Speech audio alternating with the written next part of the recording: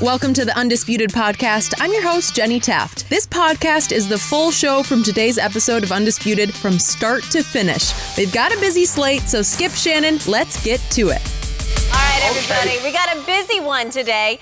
Did we overrate Patrick Mahomes and the Chiefs? No. Also, how much blame does Baker Mayfield deserve for that Browns loss at home? Yeah. That's a good question, huh? First, though, Skip, we got to start with the Cowboys. Yep, let's do it. Dallas found themselves in a 21-6 hole at halftime versus the Jets yesterday. Dak Prescott and Zeke Elliott would lead the comeback, though. Both players finding the end zone on the ground. With under a minute left, though, the Cowboys failed on a two-point conversion that would have tied the game. Dak just could not connect with Jason Witten.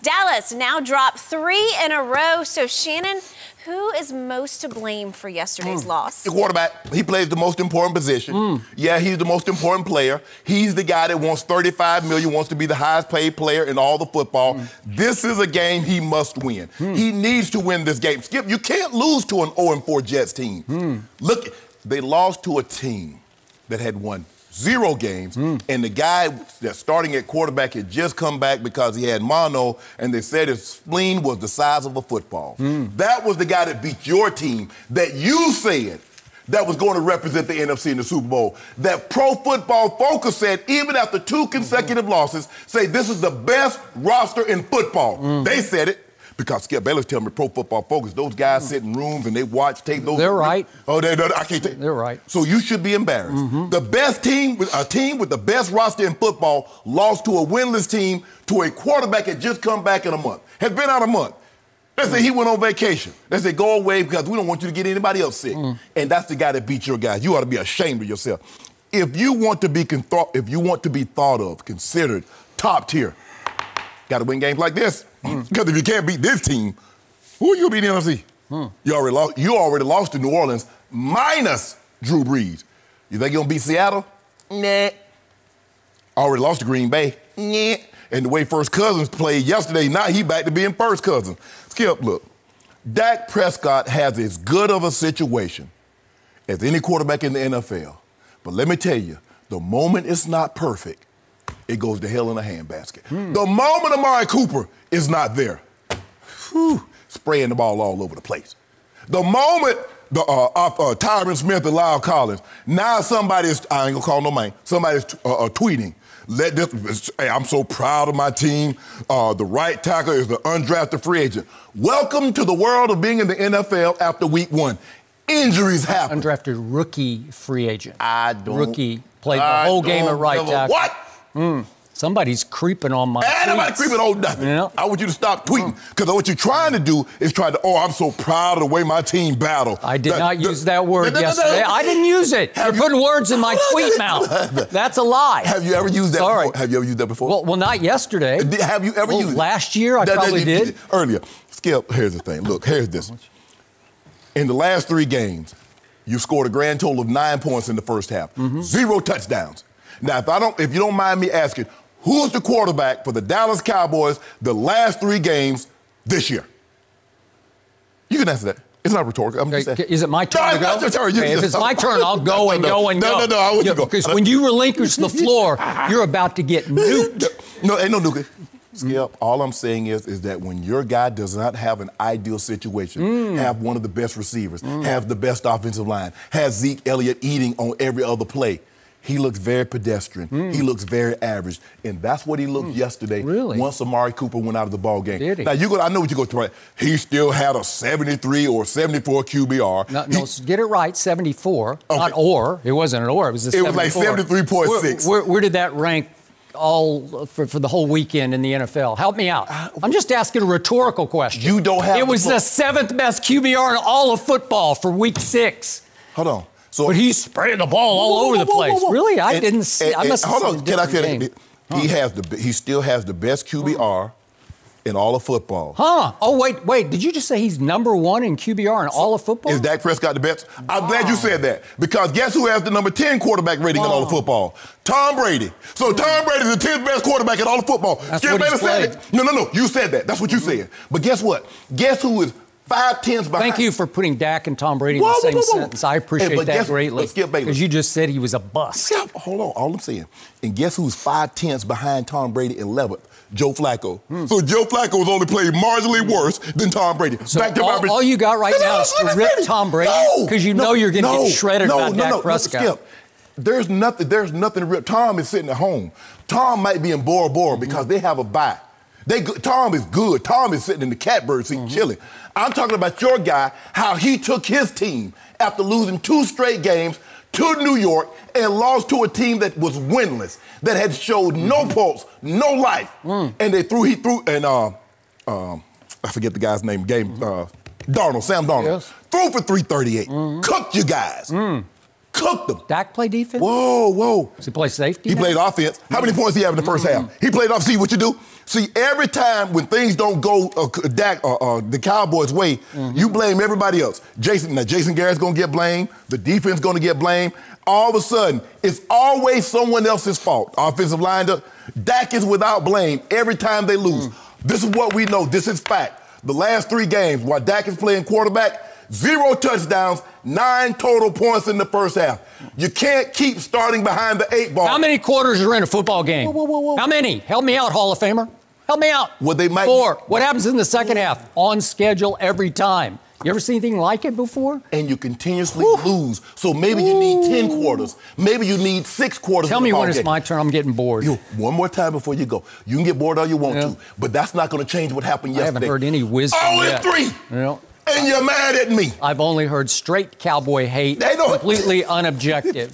Skip, look at the numbers. Before I get to my main points, I got to say, my quarterback yesterday was the least of my worries. And I had a bunch of worries yesterday, but it wasn't the quarterback because that was the all-time warrior performance I think I have ever seen.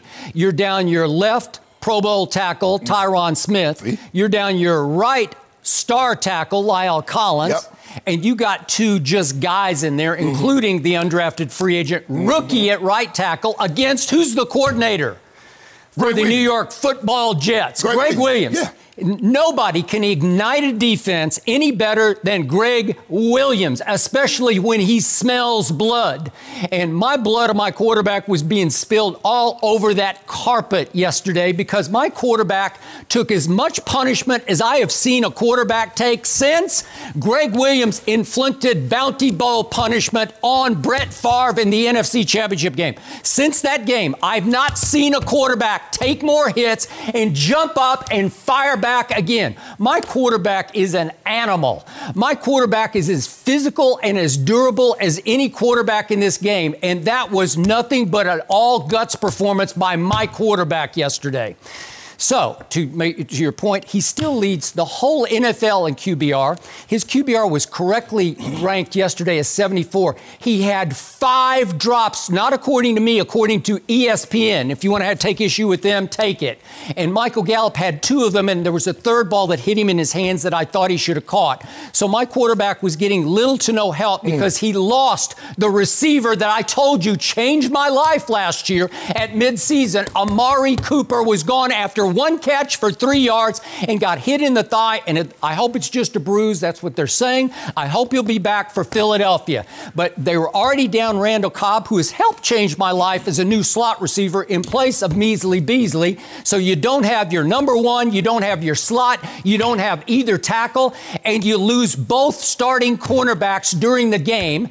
And yet, despite that all, my quarterback rose above it and had 2 long touchdown drives in the 4th quarter to get them back in a game they should have won. And before I tell you why they should have won it, I want to be very clear about this. I do still love my team, and I love my team's chances of winning the NFC East against a team from Philadelphia that got blown out yesterday by a quarterback we have owned every time he's faced us. Kirk Cousins was 1-6 against the Dallas Cowboys. He was 0-4 against Dak Prescott, and yesterday, to your point, he turned back into first Cousins against the pathetic defense of the Philadelphia Eagles. They got blown out. out. Did my team get blown out? No. Does it start slow? Does it start slow? It started slow. 2 straight weeks, 31-3 down and 21-3 down. Okay. And it roared back in both games and came within an onside kick of making it a game against Aaron Rodgers and came within a failed 2-point try of tying the game and sending it to overtime against the New York Jets and Greg Williams. So, why should my team have won that game? Yeah, why should Let me count the ways.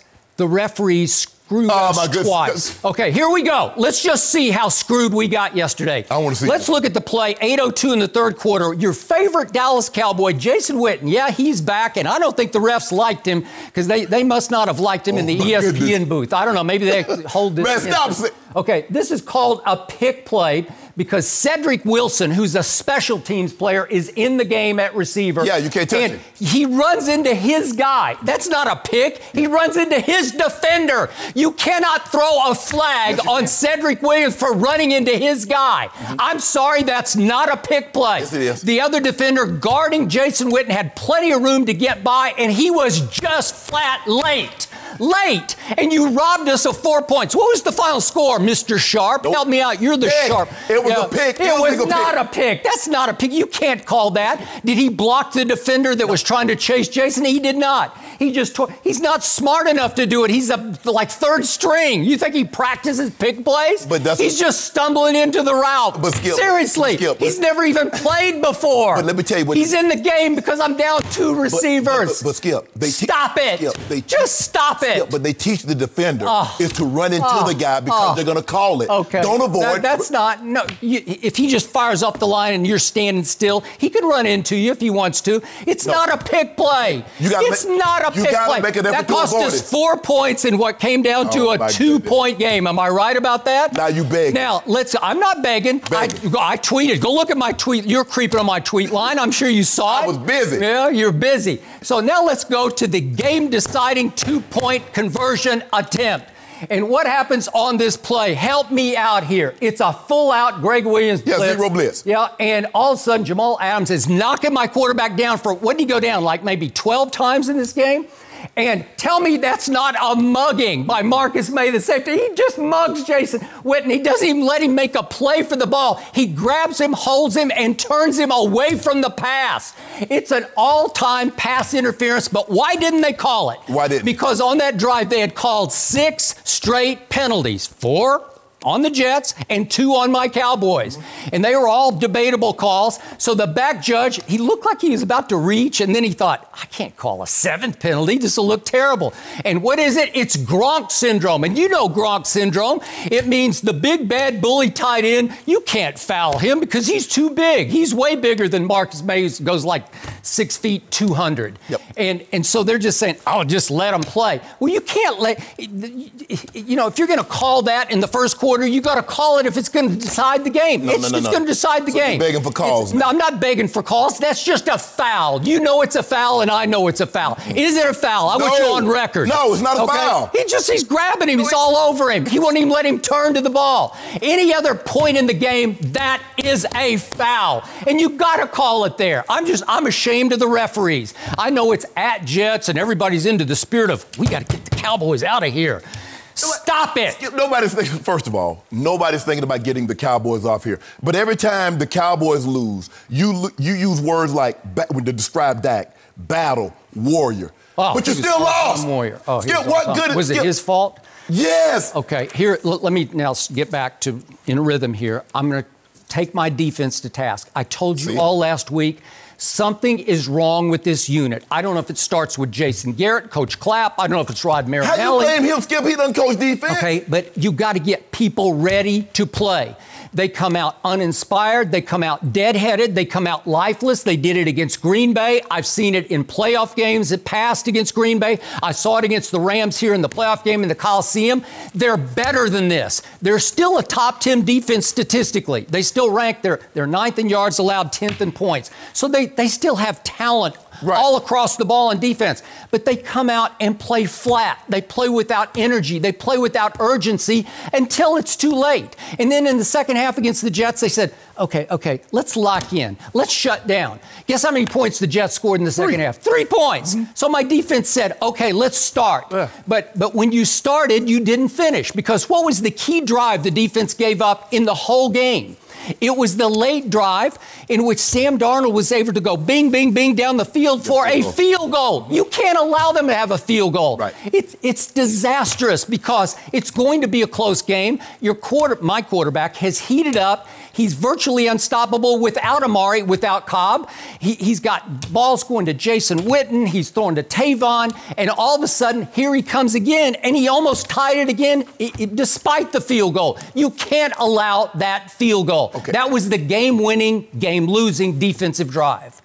I keep hearing it happens, the defense. They get off to these slow starts. They did it to Green Bay in the playoff a couple of years ago. They did it to the Rams last year. They did it the last 2 games. What about your offense? You remember how your offense started? Yeah. 0 points in the first halves. 0 points. You remember how they started last year? 7 points at the half against the Rams. At what point do you blame Dak? Okay. At what point, listen, as soon as they lost Amari, go look at my tweet line. You don't even have to creep. You can just full on look at it. Just call it up. Maybe you could call it up on. No, we didn't call it up. No. Yeah, What'd you say? Because I said right away, I will be surprised if they win this game without Amari versus Greg Williams. He's just the best. And you know who made the biggest mistake of all? The Cleveland Browns. If they still had Greg Williams as their head coach and Freddie Kitchens as their coordinator, they would be 4-2 instead of 2-4. That's how good he is. I'm not crazy. I know what Greg Williams can do. Do you know how many times Dak Prescott got knocked on his can yesterday? Skip. Did you see it? Did you see the punishment? Listen, if Tony Romo had gone down one of those times in his last 3 years as the Cowboys starting quarterback, he would have been hospitalized. And I'm not kidding about that. It would have been broken collarbone, separated shoulder, punctured lung. Something would have gone terribly wrong. And Dak Prescott just kept getting up and firing. I've heard you say, over the last 3 years, there's not a whole lot of value in the wide receiver because they play the dependent position. And now you tweet after Amari Cooper goes down. It's his soulmate. Connection. Skip, let me finish my point. I've heard you spew this over the last 3 years, how the wide receiver is a dependent position, and they have very little value. It's all about the quarterback. And the moment a receiver goes down, you talk about your team, you still had Dak. And it came down to a 2-point conversion. But you lost. That's pretty great. Skip. It's pretty great. You're so lucky. Skip, no. You are so lucky. If the ref throws that flag, you lose. No. You lose. Skip. It's going to be another shot from the 1-yard line. Skip. I'm not begging. I'm just telling the truth. No. It's what I see. I'm just eye testing. So what happened in the first half? Okay, thank you for asking that, because I got to go to a play in the first half. It comes down to 4th and 2 at the 7. And by the way, this is with... This is 4:29 left in the second quarter. So this is late in the first half. And what had happened on 3rd and 1 before we show that play? Whatever. Zeke went nowhere. He had a -1. Would you believe that Zeke Elliott, the guy you said drives this train, he's the engine, he had 10 carries yesterday of 1 yard or less. Yes. And some of them were zeros and some of them were -1s.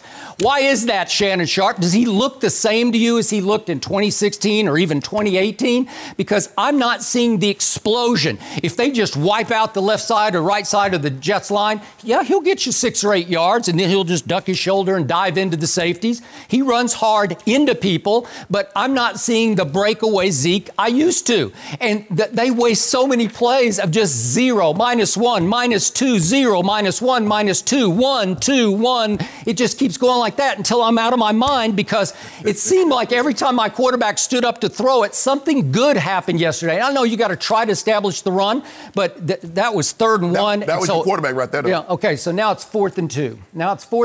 And here goes my quarterback. And they put the ball Have in you his hand. ever seen a dumber play call on 4th and 2? Have you ever in your life? Do you know what the single wing was? I don't know. It's way before your time. I know what the it's single way wing was. back to the prehistoric 30s, days. yes. Okay, that's called single wing left into the near.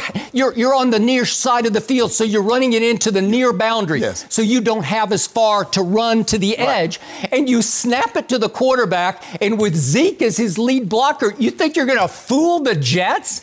Really? So Jamal Adams and Quinnen Williams, they're all over it, and it's a 4-yard line. It's a horrendous call. Let him throw it. At least run the read option. Dak is really good on the read option. Yeah. I'll even take a quarterback draw. Fake like you're going to pass and then cut up, because we saw Dak score a touchdown on one run where it was clever. It fooled the Jets. He can run the football, but you just can't run it into their strength and think it's going to go anywhere. That was the dumbest play call under the circumstance I've ever seen. Well, I think what happened, Skip, they were trying to catch him off guard to try to, run the ball to the short side of the field. So everybody's thinking we're going to run to the wide side. I'll give you credit, but here's the problem. Let me tell you why the fault of this. This is Jerry Jones' fault. You know why, Skip? You know what happened in the 5th game last year? When he publicly questioned Jason Garrett on that 4th and 1, you remember in Houston, Skip? Yep. He said Jason should have went for it. And ever since then... Now he goes for it every time. Okay? He knew he should have... And to me, if you felt the flow of the game at that point, you got a chip shot field goal. Thank you. Just take it, because now it's 4th and 2. It's not 4th and short. It's 4th and... 2 yards are hard to get down near the goal line. Skip. Just take it, and it's 7-6 if you take the field goal. Skip, you remember the Super Bowl? Atlanta was killing New England. And what did Bill Belichick do? Bill Belichick took the chip shot field goal. They're like, why are you taking the field goal? You down by all these points. You need touchdowns. Coach Belichick says, you know what? There's time in this game. Let's see how it plays out. You see what has happened, Skip, is that Jason Garrett, I believe Jason Garrett, well, this goes back to Jerry not giving Jason that contract extension. He's a lame duck. Skip, now you saw the tape, and it's been running back and forth, back and forth. It's on a loop. Jason Garrett, normally when the guys come out the field, Skip, he's always damn near in the middle of the field, touching hands, guys walking right past him now. Okay, what had just happened? They had just held, quote unquote, the Jets to the field goal that won the game. Right. So the defense is let down because they gave up a huge drive for an easy field goal, a 38-yard field goal. So they don't want to shake anybody's hands. They're tired of listening to that because they know it's a bunch of phony baloney. Way to go, guys. Way to go how? You just gave up a field goal. That's the same guy. That's the same. Hold on. So you see, Skip, what's happening here, what's at play here, is that when things go wrong, we blame Jason Garrett. Now, not one time when things go well did they give Jason Garrett credit. It's always Jerry. I just think he goes along for the ride, but that's just... Okay, so if you're going along for the ride, he shouldn't get no blame now. He riding. How are you going to blame the passenger for something the driver did? Kellen Moore's calling the plays. I told you from the start, they have to win in spite of him. And before we go, I got to do this. Because it goes down, it's one of those not meant to be. My team is snake-bitten right now, but Philly is coming to Dallas next Sunday night. So last year, this is when it all started, when they took off. But the last play of the game, effectively, is an onside kick, and your old friend Demaryius Thomas muffs it twice. He muffs the catch and he muffs the recovery. If we could just see this. And if I had any Johnny-on-the-spot Cowboy at this point, if somebody didn't overrun, 2 Cowboys overrun this play, we've got a shot to win the game with a field goal. All we need is just to recover. The ball's loose, you got to recover it. And I had 2 guys run right by. Sometimes it's just not meant to be. Sometimes you're on a negative roll and it's got to reverse itself next Sunday night, and I believe it will. Thank you. You think so? Yep. Skip. 0-3. I mean, you're looking good. You remember how I told you? I said, Skip, I want you to keep that same energy. Well, I used to turn to the camera. Long season. It's getting real short. It's getting real short right now. It's getting short for your Eagles, too. I feel real good. Let's talk about those guys. It feels real good. You remember I told you, Skip, about y'all not making the playoffs? Yeah. I feel stronger and stronger. Well, feel stronger and stronger. Eagles they're on a roll. Don't worry about the Eagles. Why are you worried about us? Yeah, because you should be worried about you. Hold on. Who tied for the division? We are. Oh, okay. Thank you. We are. Thank you. And the good news for Amari Cooper, supposedly no structural damage on that thigh, just a painful bruise. No mercy.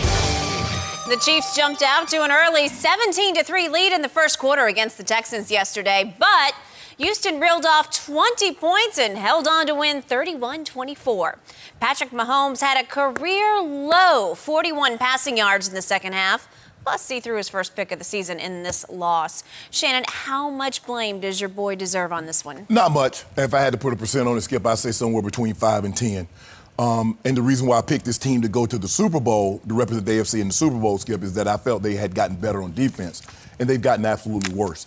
They fired Bob Sutton, brought in Spagnuolo, who was the defensive coordinator for the Giants when they won the Super Bowl, when they upset, excuse me, I'm sorry about that, Jen, when they upset the Patriots, Skip, in 2007 at the Super Bowl. Skip, it's bad. And they gave up 192 yards rushing. And what happens is, and everybody says, well, the Lions gave you the blueprint of how you stop Patrick Mahomes. No, they didn't. You know what the blueprint is, Skip? Keep Mahomes' ass on the bench. They possessed the ball almost 20 more minutes than the Chiefs. Skip, I've never seen anything like this before. In the second half, the Chiefs had the ball less than 6 minutes. In the second half, they had the ball for a grand total of 1 minute and 25 seconds in the fourth quarter. I've never seen it. In 14 years of playing, in all my years of covering, I've never seen anything like that. 36 more plays. Deshaun Watson came into the game, one of the most sacked quarterbacks. He was top 4 in being sacks, and they didn't touch him. They're dead last in sacks. And what happens is, Skip, is that Mahomes got to take unnecessary risks sometimes because he knows if they punt the football, he's about to sit on the bench for another 6 to 8 minutes. They had the lead, and what did Deshaun Watson do? 93 yards, 8.5 minutes off the clock.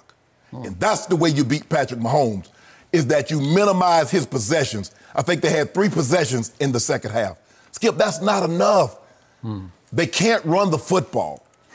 And it's not that they don't try it, but at some point in time, they just like Andy says, just forget it. Let's just throw.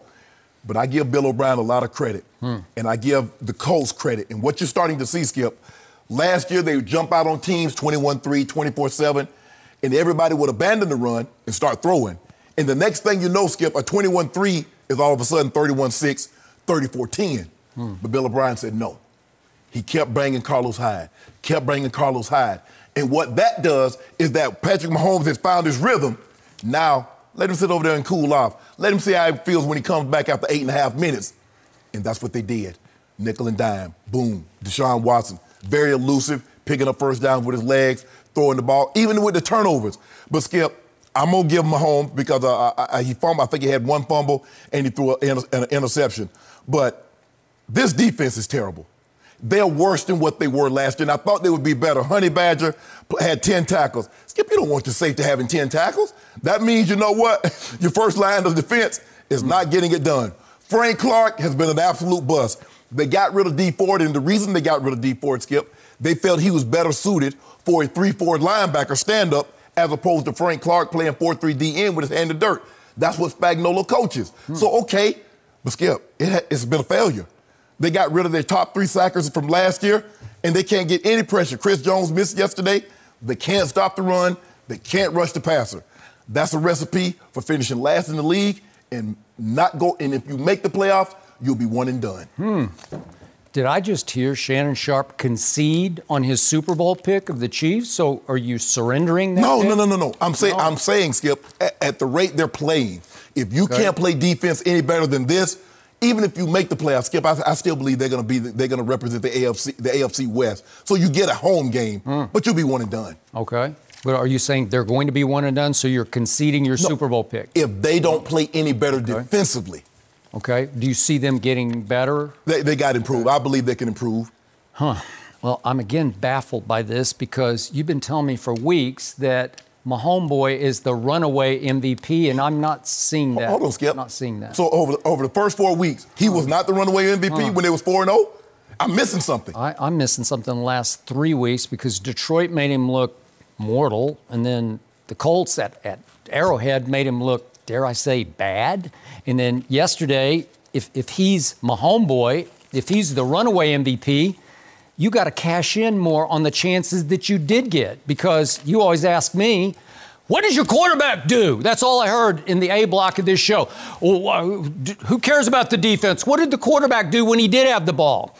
Well, let's see the first touchdown pass that he did throw. It was early in the game, and it was a 42-yarder to Tyreek. Could we see this play? So he just throws it up for grabs once again into double coverage. That ball should have been intercepted by both defensive backs at once.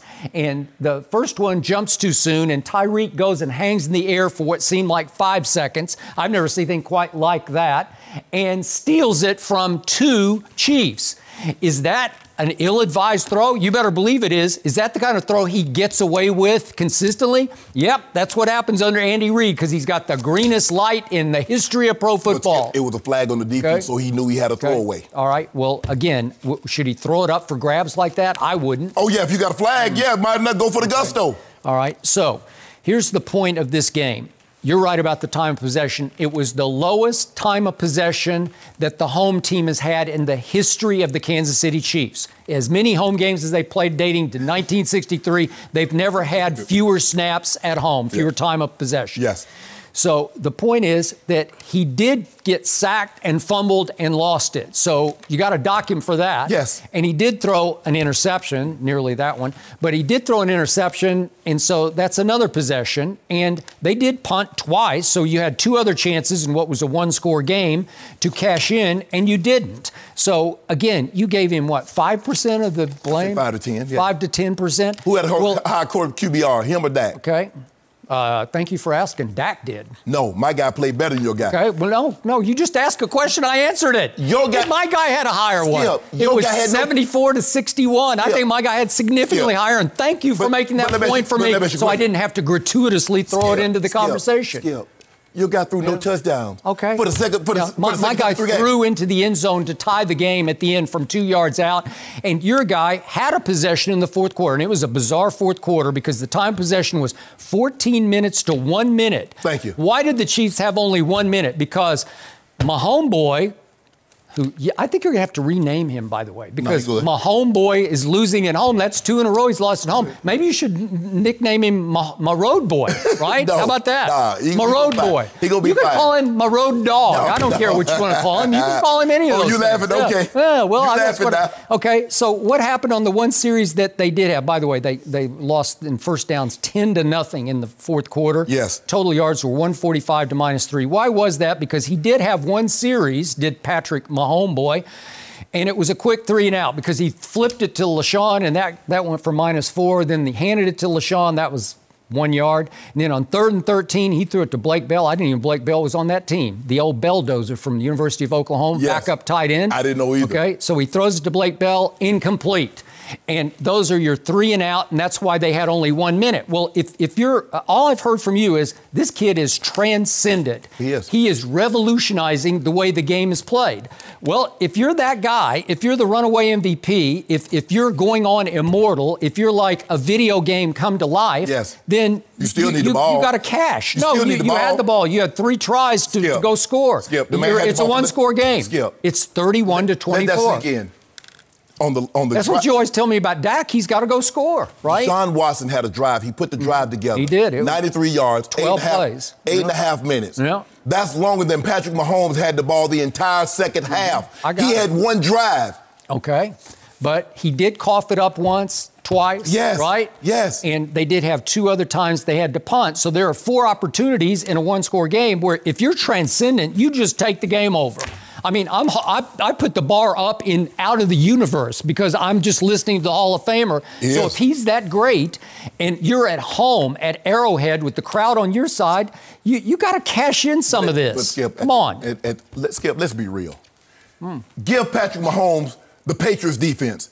And how many games do you think he lose? Because that's what Tom Brady's playing with. Stop this foolishness, Skip. It's not foolishness. If he's that great, if he's way better than anybody, then against a team that's not a great team, and it's not a great defense that Houston has, it just isn't. It hasn't been great all year. Skip, who?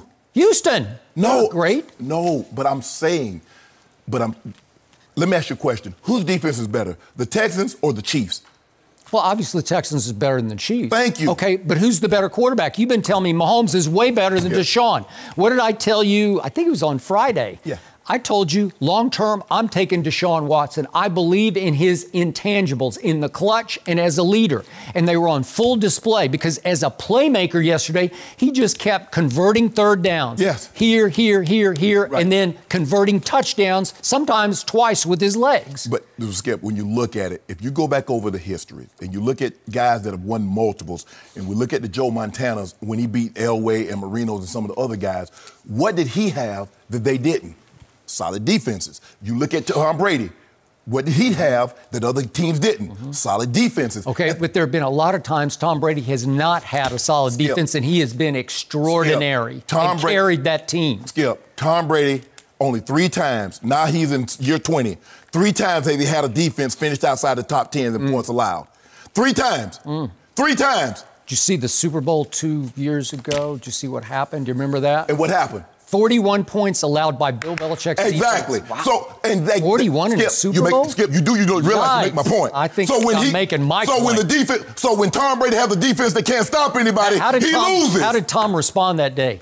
He threw for an all-time playoff record 505. Say it again. Wow. 634 yards. Couldn't do much more. Because you make my point. That's my point. Because think about it. Doesn't matter what you do. If your defense can't stop the opposing team. Wow. One mistake was made in that game, Skip. Who made that mistake? Brady, a strip sack. That was the difference in the ball game. An 8-point game. Thank you for making my point. Because at the end of the day, Skip, yes, Patrick Mahomes, I believe, is transcendent. But there's one transcendent quarterback in this league, and he plays in Foxborough. He's still transcendent. He's currently playing. Yeah. They're 6-0, and do you realize they virtually have a 2-game lead on the whole AFC? Yeah. I know Buffalo is just a game and a half because they had a bye, but do you consider Buffalo a threat to New England? I don't. Think about it. Yeah. The team, their defense, has scored 5 touchdowns. They've allowed 3. But Tom Brady's transcendent. Yeah, but what do you tell me? You've been telling me for 2 weeks now on the show that we're really not sure how good the Patriots defense is. We're not, because we haven't seen them play an offense that could put pressure on them. But that doesn't take away from the fact the team that they played, they've held in check. We're going to see as this thing progresses down the road. But Skip, 40 minutes to 20 minutes. Hey, what the display, the show that Tom Brady put on Thursday night was extraordinary. You gave him an F. You gave him in 35 to 40 mile an hour gusts. And who got the game ball after the game? I saw a video of Belichick handing it to Tom Brady. 31 to 41 for 343. Are you kidding me? Really? Wow. Against the Giants? You gave him an F? Against the Giants? Ooh. Against the Giants. Transcendent to against me. The Giants. Tough night. Yes, he's transcendent. No one has ever said Tom Brady isn't transcendent. But he's not playing like that this year. You see, that's the things. All I'm saying is that we grade Tom Brady on his first 6 games. Don't look at last year. Don't look at years past. Just this year. Well, through the first 3, he was graded #1 in the whole NFL. So I don't know. That's pretty good. He's still top 10 in QBR. So that's not #1. Okay. Well, that's all I'm saying, Skip.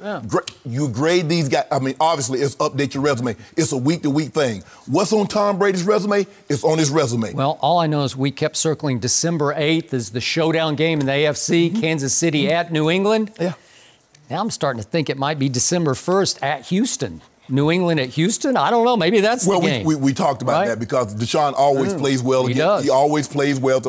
We don't know why. Maybe it's because it's Tom. Because sometimes, Skip, you the get... best bring out the best. Yes, you like, okay. If I can show I can go toe-to-toe with that guy, people start giving me the credit that I rightfully deserve. I'll take Deshaun Watson over Patrick Mahomes. That's just me. I believe currently if I had to vote for the MVP, Russell Wilson would be 1. Deshaun Watson would be 2. Mahomes would be number 3. Wow. Well, that's a big concession. Whenever y'all decide to christen Mahomes, short week for them, they head to the Broncos on the road for Thursday night football coming up. No, you ain't getting nothing. Huh? I ain't betting you nothing. Well, you just came back from Denver. And, no, I won't. They just posted a shutout under Vic Fangio. I don't know. Whatever. Pretty good, huh? Whatever. No mercy. Kirk Cousins was able to slice through that Eagles defense yesterday. The Vikings QB had over 300 passing yards and 4 touchdowns with only 7 incompletions. Carson Wentz also threw for 300 yards to go along with a pair of touchdowns, but also a pick. However, Cousins and Stephon Diggs proved to be just too much for the Eagles to handle. Philly dropped to 3-3. Shannon, how surprised were you by the outcome of this one? Skip, I wasn't necessarily surprised that the Vikings won because they're tough in that building. I was surprised by the margin of victory and how they won. Considering that the Minnesota Vikings had a top rushing team, Dalvin Cook was one of the top 5 rushers in all of football. Yeah. I know Gary Kubiak, who's an offensive assistant there. Rick Dennison, the offensive line coach. Brian Periano was my position coach. So I know the zone running scheme, and I know they want to run the football. I was surprised, and this is what makes this so frustrating about Kirk Cousins, is that You see the pinpoint accuracy, Skip. You see the way he can deliver the football, but you don't see this nearly consistent enough. But it's almost like they said, you know what? Philly has the number 2 rush defense, but you got the number 228 pass offense. We saw you give up 422 yards passing to Aaron Rodgers. But you say, well, Aaron Rodgers could light anybody up. But yeah, we saw you give up 380 to Case Keenum. We saw you give up 330 to Matt Ryan.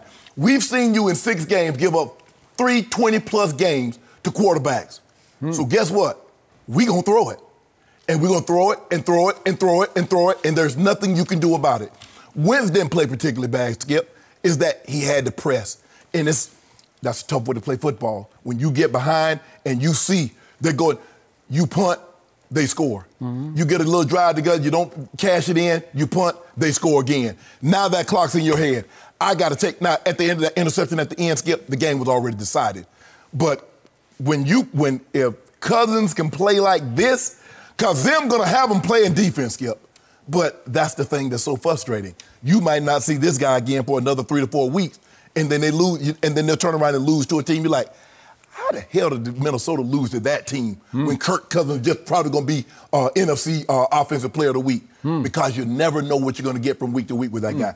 I wasn't surprised that they won, even though I picked the Eagles, but that margin, I'm shocked. Man, I love me some Kirk Cousins. Yeah, I bet you Was do. he not first cousin? I loved him. I bet you At do. least for one day. Yeah, exactly. I loved him with all my heart and soul. I bet you do. I wanted to marry Kirk Cousins yesterday, but Ernestine wouldn't let me. She just wouldn't let me out, so I said, okay, I give up, but I'm in love with him for one day. Yeah, exactly. Right? Exactly, one day. My team has owned Kirk Cousins. I miss Kirk Cousins in Washington because I miss playing against Kirk Cousins. And all I needed to know about the Philadelphia Eagles was that Kirk Cousins looked like a world beater yesterday. I've never seen anything like it. He's threw touchdown passes of 62, 51, and 11 to Diggs, and Thielen he just hit with a little 6-yarder. I thought he hit Thielen on another one with 9:31 left in the second quarter. He hit him, and it went down to the 1. I thought he got both feet in bounds. I don't know. They said no, but the point was that was a field goal, or it easily could have been 42-20. So the Eagles got blown out. The Cowboys have not gotten blown out, even though they were down 31-3 and 21-3. They roared back in both games and made it a showdown to the wire game. And the point is that the Eagles looked lifeless and hapless on defense yesterday because they cannot cover the pass. And as you point out, they've fallen all the way to 28th against the pass. They're 23rd in points allowed as a defense, so they're not really getting to the quarterback. No. Because Cousins had enough time because he will flinch. He will crumble psychologically and physically, and they never were able to hit him enough to make him flinch, to make him lose his nerve. Yeah, you got to get to him early. You get to him early. If he gets to you early with a 62-yarder, look out. It's over. Here it comes. So what I saw was a team that came in first against the run. The Eagles were first against the run. And I don't know how Minnesota did this, but they rushed it 35 times for 122. That's pretty good against that defense. They didn't abandon it. No. They ran it, even though they were getting big chunks in the passing game, Skip. They're like, we're not going to totally deviate from this. We're going to keep you honest because they still don't want you teeing off on their quarterback. We got Kirk in a comfortable situation, Skip, where you don't know if we're going to run, you don't know if we're going to pass. So we're going to keep you honest. We're going to run just enough. They only average, 3.5 yards a carry, but that was just enough to keep them honest. And then Cousins could play action, and then there's Diggs over the top. So I'm going to ask you what you kept asking me in the opening block of this show. Where was the quarterback? Don't tell me about the defense. Where was the quarterback? Where was your man? Walk it to him, who I call bounce it to him. And yesterday I called him old stare him down Wentz, because, boy, he will stare down his receivers. He will lock you in and throw this ball through that brick wall to that receiver, whether defense likes it or not. I don't know where he was. He played okay. He made a few good throws, but when they really needed him to, he was wild high, wild low, just wild-eyed. Deer in headlights. Look, they lost the game. So it doesn't matter how well he played at the end of the day if you lose. It could have been a shootout, but I couldn't find Carson Wentz. He couldn't stand up to Kirk Cousins. Well, where did your guy come? Where did your guy come last night? Guess where your guy came? A table for 3. Him, Jerry, and Zeke came to my restaurant and ordered a special, a flaming hot ale. That's what they got, yes. You should have given him a private room because he leads the NFL in QBR. Okay. You know what? Every patron in your restaurant would have protested if you had shut out Dak Prescott. They said, let him in. Just let him in because he leads this league in QBR. Carson Wentz, not so much. So, I don't know. That's the Cowboy special. That's on the menu, the Cowboy special. Carson Wentz had a decent QBR. He was 71 yesterday, but my guy was 74. I don't know. And how lucky were the Eagles that they got to play against Luke Falk at Philly, the Jets. Luke Falk, who then got cut. He was so bad against Philly, they just flat out cut him. They don't even want him as their backup in New York. And we had to deal with the guy coming back from mono, and it was a huge inspiration to that team. And Greg Williams was hot, and my team was decimated by injuries. So I'd say the degree of difficulty was much higher for us. They're the Jets. They hadn't won any games, and they beat your team, who you said is the best team in the NFL, in the NFC. So stop. I just know they're the best team in the NFC East. And now this team that just got obliterated at Minnesota has to go to Jerry World on Sunday night. Oh, they'll be ready. Now the marbles are back on the table for Carson Wentz. And now if my team would just start fast instead of finishing fast, maybe they could play a full game. Well, maybe they should let somebody else start, and then Dak bring them in. Why about Dak? It's not about Dak. It's about the defense. Whoa. Yeah. Well, that's what you told me. So the offense don't get to play the first half? It's all about Kansas City's defense, and it's all about Philadelphia's defense. That's all I just heard. Hold on, Skip. Hold on. Time out. Dak had the ball 12 more minutes than Mahomes. Dak had time of possession on his side as opposed to the Jets. Stop it. When was the last time? Dak did not have the referees on his side. Skip, now you blame the referees. Skip, you ought to be ashamed of yourself. Well, I just detailed it for you. No, Skip, that was not Two screw job calls. Come on, robberies. They're both robberies. You ought to be ashamed of yourself. Cost me 6 points, and I lost by 2. Skip, stop this. Yeah. Stop it. Sorry. You know it was a pick, and you know there was not pass interference on Jason Garrett. The only thing that can level the playing field on Sunday night is my team is decimated, and I don't know who will be able to play. But give me my tackles back. Give me Amari back with a thigh bruise, and maybe it's just bruised. We'll see. It might be Give me Randall Cobb back, and all of a sudden, what if it's here a we strain? go. Yeah, I don't know. Usually, they said it was just a knee to the thigh, so... I didn't see him take no knee to the thigh. I just see him catch a little out pass and fall down. That's what I saw. He tried again. They threw him another pass, but I don't know. He couldn't run. But you know what happened now? He said he'd been having ankle problems. You know what happens when you start favoring? Plantar fasciitis problems and an ankle problem. If you start favoring one size, what happens? You better hope. You better hope he can't go. You better pray. You better get your voodoo doll out. Why do you think I would want that or wish that on somebody? No, you wish it on my guys like crazy. No. Yep. Let me get relatively healthy, and my team will rise and shine on Sunday night. It's time. Division. We're 2-0 in the division. Everybody wants to be healthy. Okay. Welcome to the NFL. Yeah. Your quarterback is healthy. Yes, he is, although he will be a sore young man this morning because nobody has taken any more shots than he has this year as a quarterback. Last 3 games. Yeah. He got 2 tubs. Yeah. 4 peaks. No, 1 pick. No, he deserved one. Did he throw any yesterday? No. You seen him fumble all year? He was a fumbler last year. I tell you what, he fumble. I ain't seen no touchdowns. Did he get rocked 12 times yesterday and knocked to the ground? Are those fumble plays? I didn't see the referee raise his arms when he threw the ball in the end zone either. When are he gonna do that? Well, Sunday night. Oh yeah. He might do that a lot. Yeah. He played well. He played better than Wentz. Played better than Mahomes. No, stop it. Well, he did. No, he did not. Well, that's what the QBR screams. Better than both. So, in other words, Dak Prescott has played the best quarterback all year. He has, yeah. Of everybody in the league. Numbers say, yep, he has. Should be in the MVP race. What? Yeah. What MVP race? Yeah. Who he racing against? Well, you tell me Wentz should be in it. He is. What MVP race should he be? 3-3 versus 3-3 Sunday night at Jerry World. Yeah. Yep. And the Eagles gonna lead 4-3. Okay. I just need to get Marcus Lawrence back in gear because he's no longer DeMarcus because we lost the D in his name.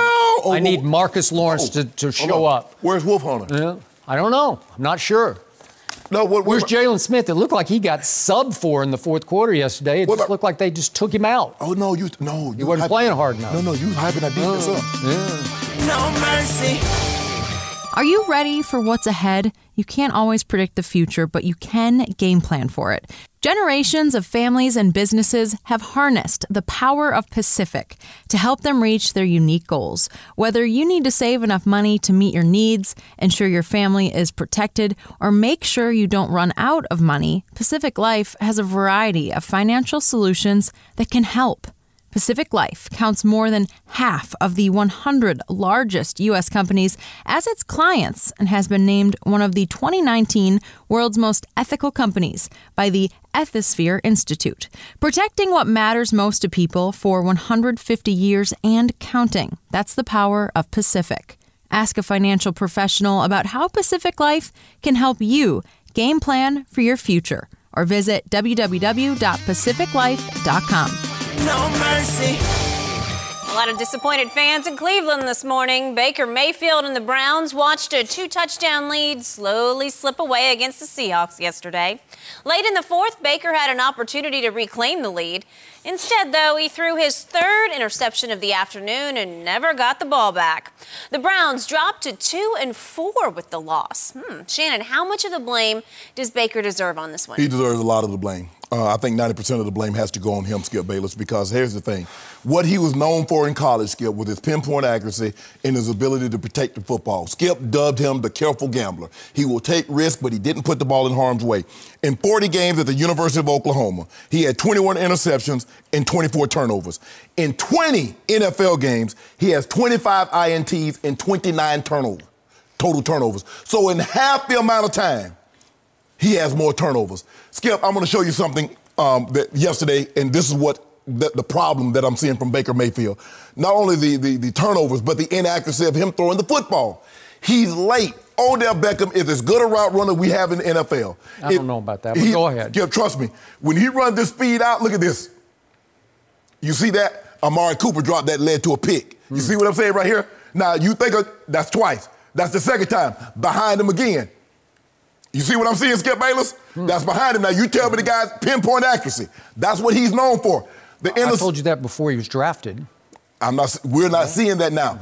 Both interceptions, the one in the end zone to Landry, the one to close out the game, late and behind. You got to do a better job. Look at this, Skip. You can't have this.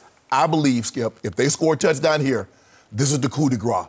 This is the fatal blow that's going to take Seattle out. Yep. But touchback, Seattle goes on to win the game. You can't have this. You can't play. He can't play. Now, remember, he laid a stinker on Monday night, Skip. He follows that up with another stinker. He had a QBR of 1 on Monday night. So 8 of 22, I think it was. And, I was like, hold on, is he forcing the ball? He's not forcing the ball to Odell. Odell is open. He's just missing him. And then you got Nick Chubb running the ball, Skip, 20 carries for $122. But they only had 24 rush attempts for 157, 6.5 on attempt, 3 touchdowns. Skip, Baker has to be better, Skip. And you can't blame his offensive line. 0 sacks, 0 hits. What more can you ask for if you're a quarterback? You're throwing to Odell, who's wide open. You can run the football. The quarterback, they ain't nobody touched you. You didn't get knocked. Nobody touched you. And you got 3 turnovers again. You see the TD rate is coming down where the turnover rate is going up. That's not a good combination. Skip, he said keep that same energy, because, when things go good, he a front runner. Skip, Skip hate front runners because he said, my guy, LeBron James is the biggest front runner ever created. I'm starting to see old Baker because I don't see that same energy. I see a low energy guy when things not going well, Skip. You notice that? Because when they beat Lamar Jackson, when they beat Baltimore in Baltimore, he want that same energy. I hadn't heard him mention the word energy in 3 weeks. Wonder why that is. Interesting. So, speaking of front runners, after I said that I would take Baker #1 overall in the draft, and he did go #1 to Cleveland, then he started to play when he finally got his chance, and he started lighting the league up, and he set the league on fire. Somebody sitting across from me tried to co-opt my bandwagon and started driving my bandwagon down the stretch last year, the last 8 weeks this season. Shake and bake! Shake and bake! You remember that? I like shake and bake. Okay. But Skip, okay. I got to call now somebody jumped right off the bandwagon. Skip, I got to call it like I see it. Okay. Yeah. So do I. And I still love Baker Mayfield, but this is what I don't love. It seems to me, as I watch all those games every Sunday, heck, every Saturday for that matter, every commercial features Baker Mayfield, or so it seems. Am I right? I'm noticing it too, Skip. Would you believe that he filmed 20 different commercials for Progressive Insurance, that At Home with Baker Mayfield in the stadium? Yes. There are 20 versions of that featuring his wife and all sorts of other things. Yeah. And they're having a party up in the stands, and he's got to try to sweep up after Yep. picks up the game, the dirty sock, that he finds.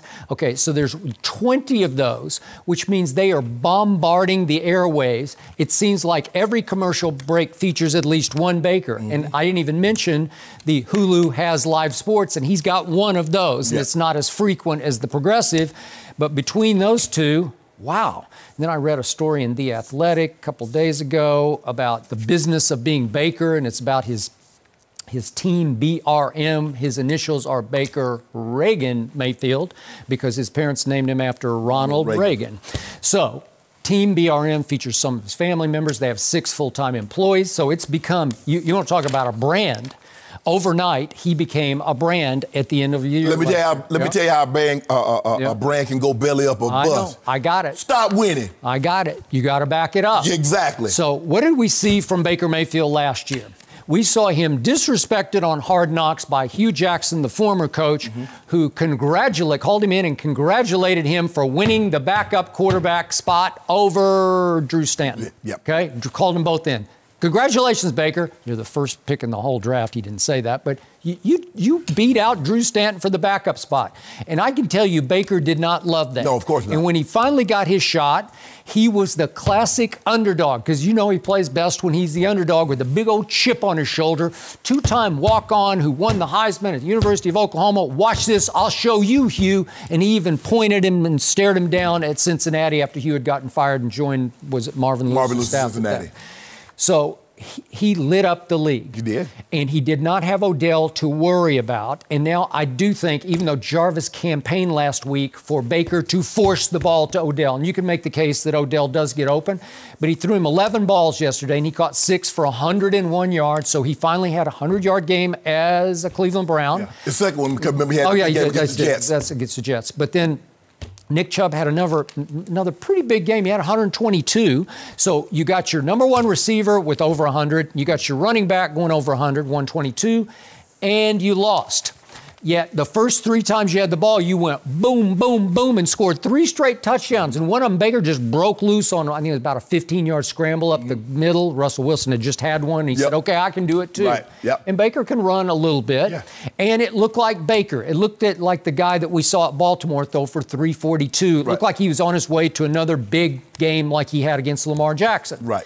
And then to your point, what started happening? He's pressing, he's forcing, he's pushing, he's trying to get the ball to Odell. He's getting too fine. He's not trusting himself anymore because he's not used to being the overdog, as I call it. What do you say about expectations? That's it. Well, they're killing Baker Mayfield because he's not comfortable in this role, because every game, they're expecting, okay, is this the game you're going to explode? Is this it? Because, Skip, with what transpired in Pittsburgh, Le'Veon's no longer there. AB. And, Ben, okay, what's going to happen there? And then we saw Cincinnati. We knew Cincinnati was going to be Cincinnati. Okay, well, how good is Lamar? We know he can run, but can he be able to throw the ball? So this was their division for the taking. It was. And then it might still be. Skip, MVP talk. That's what it was. Well, didn't he go to the top of the money is coming in on Baker. Jersey was the number one. Yes. And so now you talk about expectations, but all Baker has to do, Skip, is just trust. Okay, so what happened yesterday? He winds up throwing 3 picks. They also got a punt blocked, which is like a turnover, right? Yes. And Nick Chubb lost a fumble. So that's 5 blunders, right? Yes. Well, you can't blunder 5 times against Seattle and win the game. No. You're not going to. I promise you, they're just too good, and they're too well coached, and Russell is too careful with the ball. Skip, Russell Wilson's unbelievable. Yeah. To me, he's the MVP. Yeah, Skip, he's unbelievable. Yeah. He's really, when you look at him, he's really never had a Julio or a top-flight receiver, but all he does. Although I love Tyler Lockett. I think he's really good. He's just little, but. But Carson. No. He's beasting, man. And Russell, he just finds a way to throw. Skip, that throw that that 7 route that he threw, the corner, I forget the guy who scored that touchdown. It was Moore. Yeah. Brown. Yep. Got hit right in his chops. He did. I mean, to be a quarterback, if you want to be that guy, sometimes you got to look down the gun barrel and it's coming. And he got hit and he stood in there. He didn't even see it. All he did was when he rolled over, he started pounding like, yes. I agree. That's what you need. And Russell even lost his new favorite target, who's that tight end Disley. Yes. And I think he tore his Achilles. Yes. And it looked like it to me. God bless him. And that kid, Metcalf, he's a monster. He's a monster. He's a monster. He's helping them. Yes, yes. Okay, so what did Baker do? I agree. He's wild behind. And the worst throw, because they had a chance to go score at the end of the game, and this is where you got to be Baker. Right. Last year, he would have marched him right, but it's thrown to Rashard Higgins and Callaway. That's who, it was Ricky Seals-Jones. Throw to the lesser light guys, because that's what Baker's more comfortable doing. And what's he do? He throws it behind, I think it was the backup running back. He throws it way behind him, and it gets tipped up, and KJ Wright, and that's it. That's the game. Can't do it. Nope. You just can't do it. So he is crumbling under expectations. And I told you after the third preseason game, the dress rehearsal, it looked like he was forcing like crazy because he was just wild high all night. So he is losing his accuracy because he's lost the chip on his shoulder. He's not the underdog anymore, because when he's the underdog, he said after the game, I play better when I play mad. Well, there's nothing to be mad about this year because everybody thinks you're really good. Well, he should be mad at the way he's playing. If he ain't mad about the way he's playing right now, Skip, I don't know what's going to get him out of this funk. Because Skip, if you really look at it, he's only really played good in one game. That was against Baltimore. He stunk it up against Tennessee. He stunk it up yesterday. He stunk it up on Monday night. He's been playing bad. He has. So with the exception of that one game in Baltimore, he hasn't been good this year. Well, he's 23rd overall in QBR, so he's plummeted. But of course, if you have a 1 against San Francisco, you're going to be way down the line. Unless you got a 500, you throw a 1 in there, you falling out of the top 10. That'll pretty much do you in. Exactly. But Skip, he has to be better. They're good enough to be winning these games. When you can run the ball like they can run, and the talent, he just can't turn it over. I don't care how talented you are. You turn it over, you see what happened with the Patriots. As good as they are, they let the Giants make this a ball game because of what? Turnovers. You turn it over, teams will get you. So I watched a Pittsburgh team last night that is really talented. And Devin Bush, I told you, was the steal of the first round. I told you that the day after, the Monday after the draft. Or maybe the Friday after the Thursday night round. But he is electrifying that defense. If they had a healthy Ben Roethlisberger, if they'd had him from the start, it looked like he'd torn some ligament in his elbow from training camp on, man, they'd be the team to beat in this division. But right now, it's still pretty much up for grabs. Right. And turnovers. You see what happened with Phillip Rivers last night. You can't give up a scoop and score. You can't throw interceptions and expect.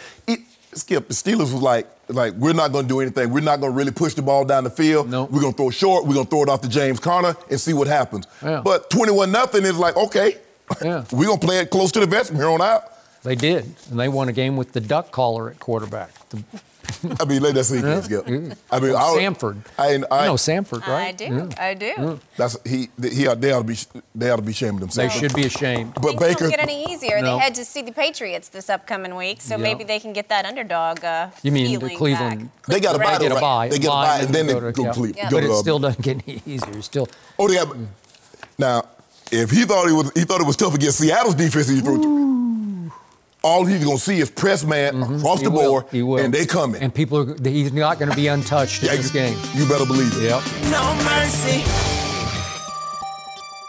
So the Cowboys found themselves in a 21-6 hole at halftime against the Jets yesterday. Dak Prescott and Zeke Elliott would lead the comeback attempt, though. Both players finding the end zone on the ground.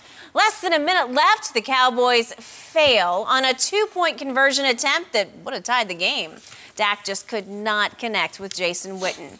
Dallas has now dropped 3 in a row, and All-Pro cornerback Antonio Cromartie is with us this morning. No shock to you, this has been our most volatile topic of the day. So let's get your take on this. How much trouble are the Cowboys actually in? Lay it on. Good morning, Crow. Good morning. Skip. They need some help. Get him some help. You didn't get properly good morning, Crow. How are you doing I'm doing good today. Skip did welcome you. You know you're supposed to welcome I know what he's how gonna say. good I feel? Oh, they lost some of Jets. My 0-4 Jets at that. Wow. I get Ooh, double you hate talking about here. trouble. I'm good. I mean, they gave over 328 yards to a quarterback that was gone for a whole month. Yeah. And your boy Dak Prescott, okay, first 3 games of the season, 9-2, right? 9 touchdowns, 2 interceptions. The last 3 games, 2-4. Yeah. Deserved one of those. And now you get to Deserved one. He deserved all of them. One of them. Come on. Yeah. Then he get down to the clutch, 2-point conversion. Wait, where was he throwing the ball, Skip? Is it my turn? No. Skip, where was he throwing the ball? Can we see that play, please, since you bring it up? Oh, Skip. Can we? Come on now. Please? Oh, what you gonna call pass interference? Did you see it? Yeah, Tell me come what on, you would have Skip, called. Come on now, Skip. No, don't do that. May? Don't do This is that. a mugging. They are in trouble. He mugged him. He held him and spun him the wrong way. No, they didn't. Jason's trying to get the football and he You should can't have played because the guy's basketball. mugging. No, Stop it. No, Skip. That gets Skip, called in stop the it. first quarter, the second quarter, Why the didn't it third get quarter, called? but not at the end of the game. Hey, You know why why? didn't it get Because they called? had thrown 6 straight flags in that drive. 4 of them were on the Jets. And the back judge, he had that look in his eye. You can see him on one angle where he's like, I don't know. No, I they in can't get trouble. away from this. That's pass They in interference. trouble. You know it, and I know it. They in trouble. Oh, stop it. They are. You had your opportunity. Skip, you were so happy, so mind-hiding. Oh, you 3-0, baby. They ain't played nobody. Yeah. Now what happened? Guess what? They're tied for the division lead. Oh, that's all you got? And guess what? That team they're tied with got shellacked yesterday by Kirk Cousins, a quarterback they have owned for years in Dallas.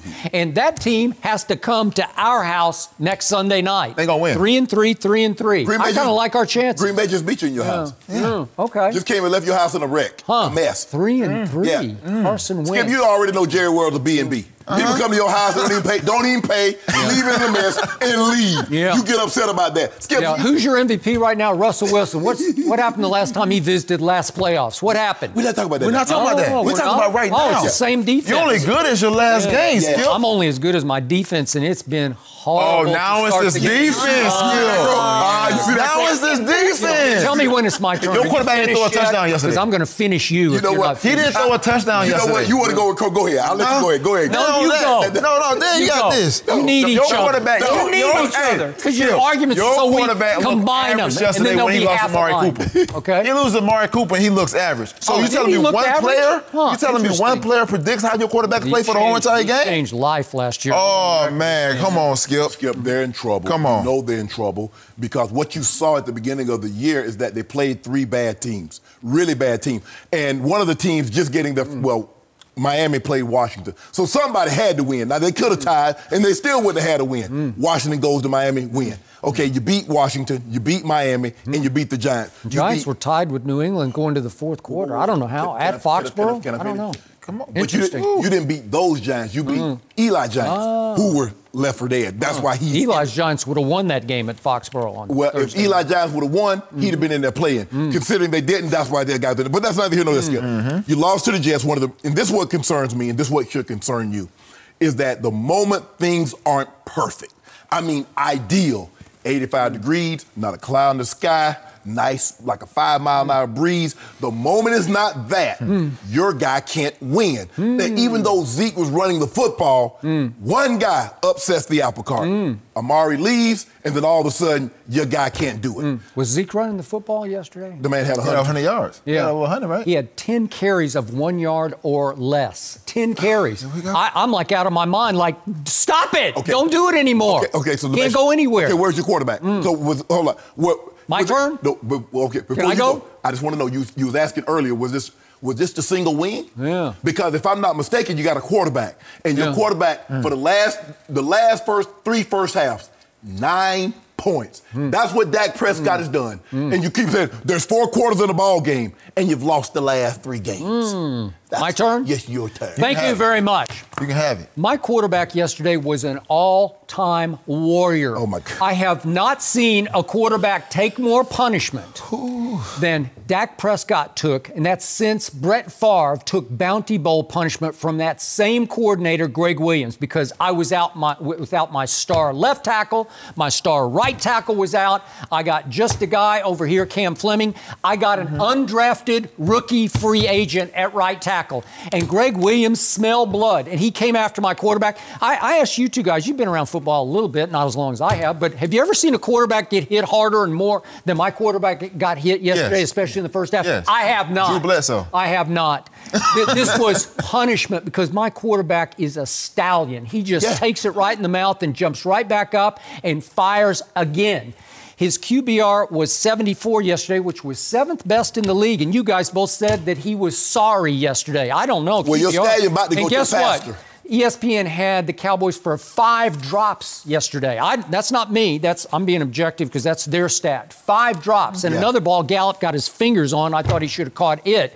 But, again, Tony Romo in his prime, if he'd taken any one of those hits that Dak took in the first half, he would have been hospitalized because he always was. He would have had a broken collarbone or a separated shoulder or a separated vertebrae. You know it and I know it. My guy just hung in there because his defense did not show up again. And I don't get it because it always locks in and finally gets serious in the second half because it got serious against Aaron Rodgers. Aaron Rodgers had a quiet second half. And all of a sudden, here came my quarterback from 31-3 down to an onside kick to tie the game. And yesterday, once my defense locked in and held the Jets to only 3 points in the second half, here came my quarterback again because you can't keep him down.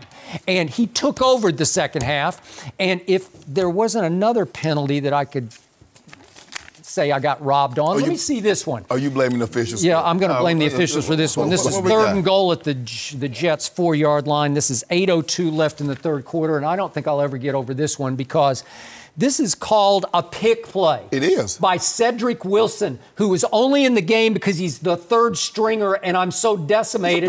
Cedric Wilson, that's not a pick. He just goes and runs into his own man. You have to pick the guy who's covering Jason Witten. You know it, and I know it. At least you know this. He might not know this. He knows because he probably said something. You know what? At least you've been picked before. The pick has to come on the defender following Jason Witten. It did not. It did. Why are you watching? He runs right by. Why are you watching? Cedric Wilson doesn't know how to pick anybody. He doesn't even practice. He doesn't practice. Oh, my goodness. He's the 3rd string. No, don't tell me my goodness. I am right about this. You're not. That cost me 4 points. Are you watching the same thing I'm watching? Yeah, I'm watching Cedric Wilson. Look at him. He wasn't trying to pick that guy. That guy just runs across him. That's 4 points. You cost me. Let's see. Was it a 2-point game? Yeah. Thank you very much. Are you really trying to argue this right here? No, I'm really. Then you're gonna try to argue for That's not. I'm sorry. That is not a pick play. Listen, you cannot call that. You can. Was he trying to pick the guy? No. It doesn't matter if you're the other defender brushes across him. He's just stumbling into his guy. He's the 3rd stringer. Have you ever even heard of Cedric Wilson? No. The officials don't know who he is. The officials that's the problem. That's the problem. But they know the call. Let's throw a flag on that. They know the call. You're not going to throw one on them. They know the laundry. I just want to know one thing. Why do you keep blame? How does blame get placed on everybody except Dak? Okay, so you take away his number 1 receiver. You take away his slot receiver, Randall Cobb, who's helped change his life this year. And all of a sudden, he's throwing to Cedric Wilson, and he nearly pulls it out anyway. It was a courageous performance. It was a gutsy performance. All I know, Skip, you always say that he's starting to compare him to Tom Brady. Tom Brady don't have no receivers at all. He still do the same thing. I agree, but Tom Brady's in a whole new world. And I appreciate you putting Dak Prescott and Tom Brady. You do it all the time. No, I don't do it. You just put Dak Prescott in the same sense with Tom Brady. Thank you. You say you Brady-like. Thank you. You say he's Brady-like. You call him Brady-esque. Okay, come on. Now let's go to an un-Brady-esque play call because Josh McDaniels never would have done this because this is a key point in the game. This is a turning point.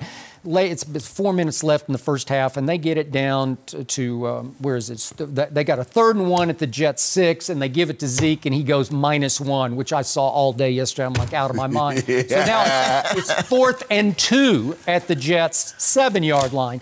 And what do you call it? Well, you should have just kicked the field goal because you can feel what kind of game it is. Just kick the field goal, and it's going to be 7-6. Dallas by 1 down, 1 point down. But what do? They run a single wing play. You remember the single wing? It's way before your time. Where you snap it to the quarterback, and he just runs to the left to the near side of the field. It's the short boundary, so you don't have much of a corner you can turn, and the Jets are not fooled. Why would you do that? With Zeke as the lead blocker, and Quinnen Williams and Jamal Adams are all over it. It's the stupidest play call under the circumstance I have ever seen. Because Dak can run with it, but he can't just run over the whole defense. What are you you doing? Why don't you run a quarterback draw? Let him run the zone read with Zeke, because that'll fool people occasionally, and he can run that in. We saw him run in a nice play call at the end of the game when he scored, right? Yeah. At some point in time, you're going to run out of excuses. I don't need excuses. I'm just telling you the facts. Skip, eventually, they're going to move on from Jason Garrett. Eventually, the Zeke, it's not going to be Zeke's fault. It's always someone else's fault, except Dak. Who leads the whole league in QBR right now? Help me out. Dak Prescott. But you guys say he's a bust. No, hold on. Who said it was a bust? Yeah. Well, both of you. No.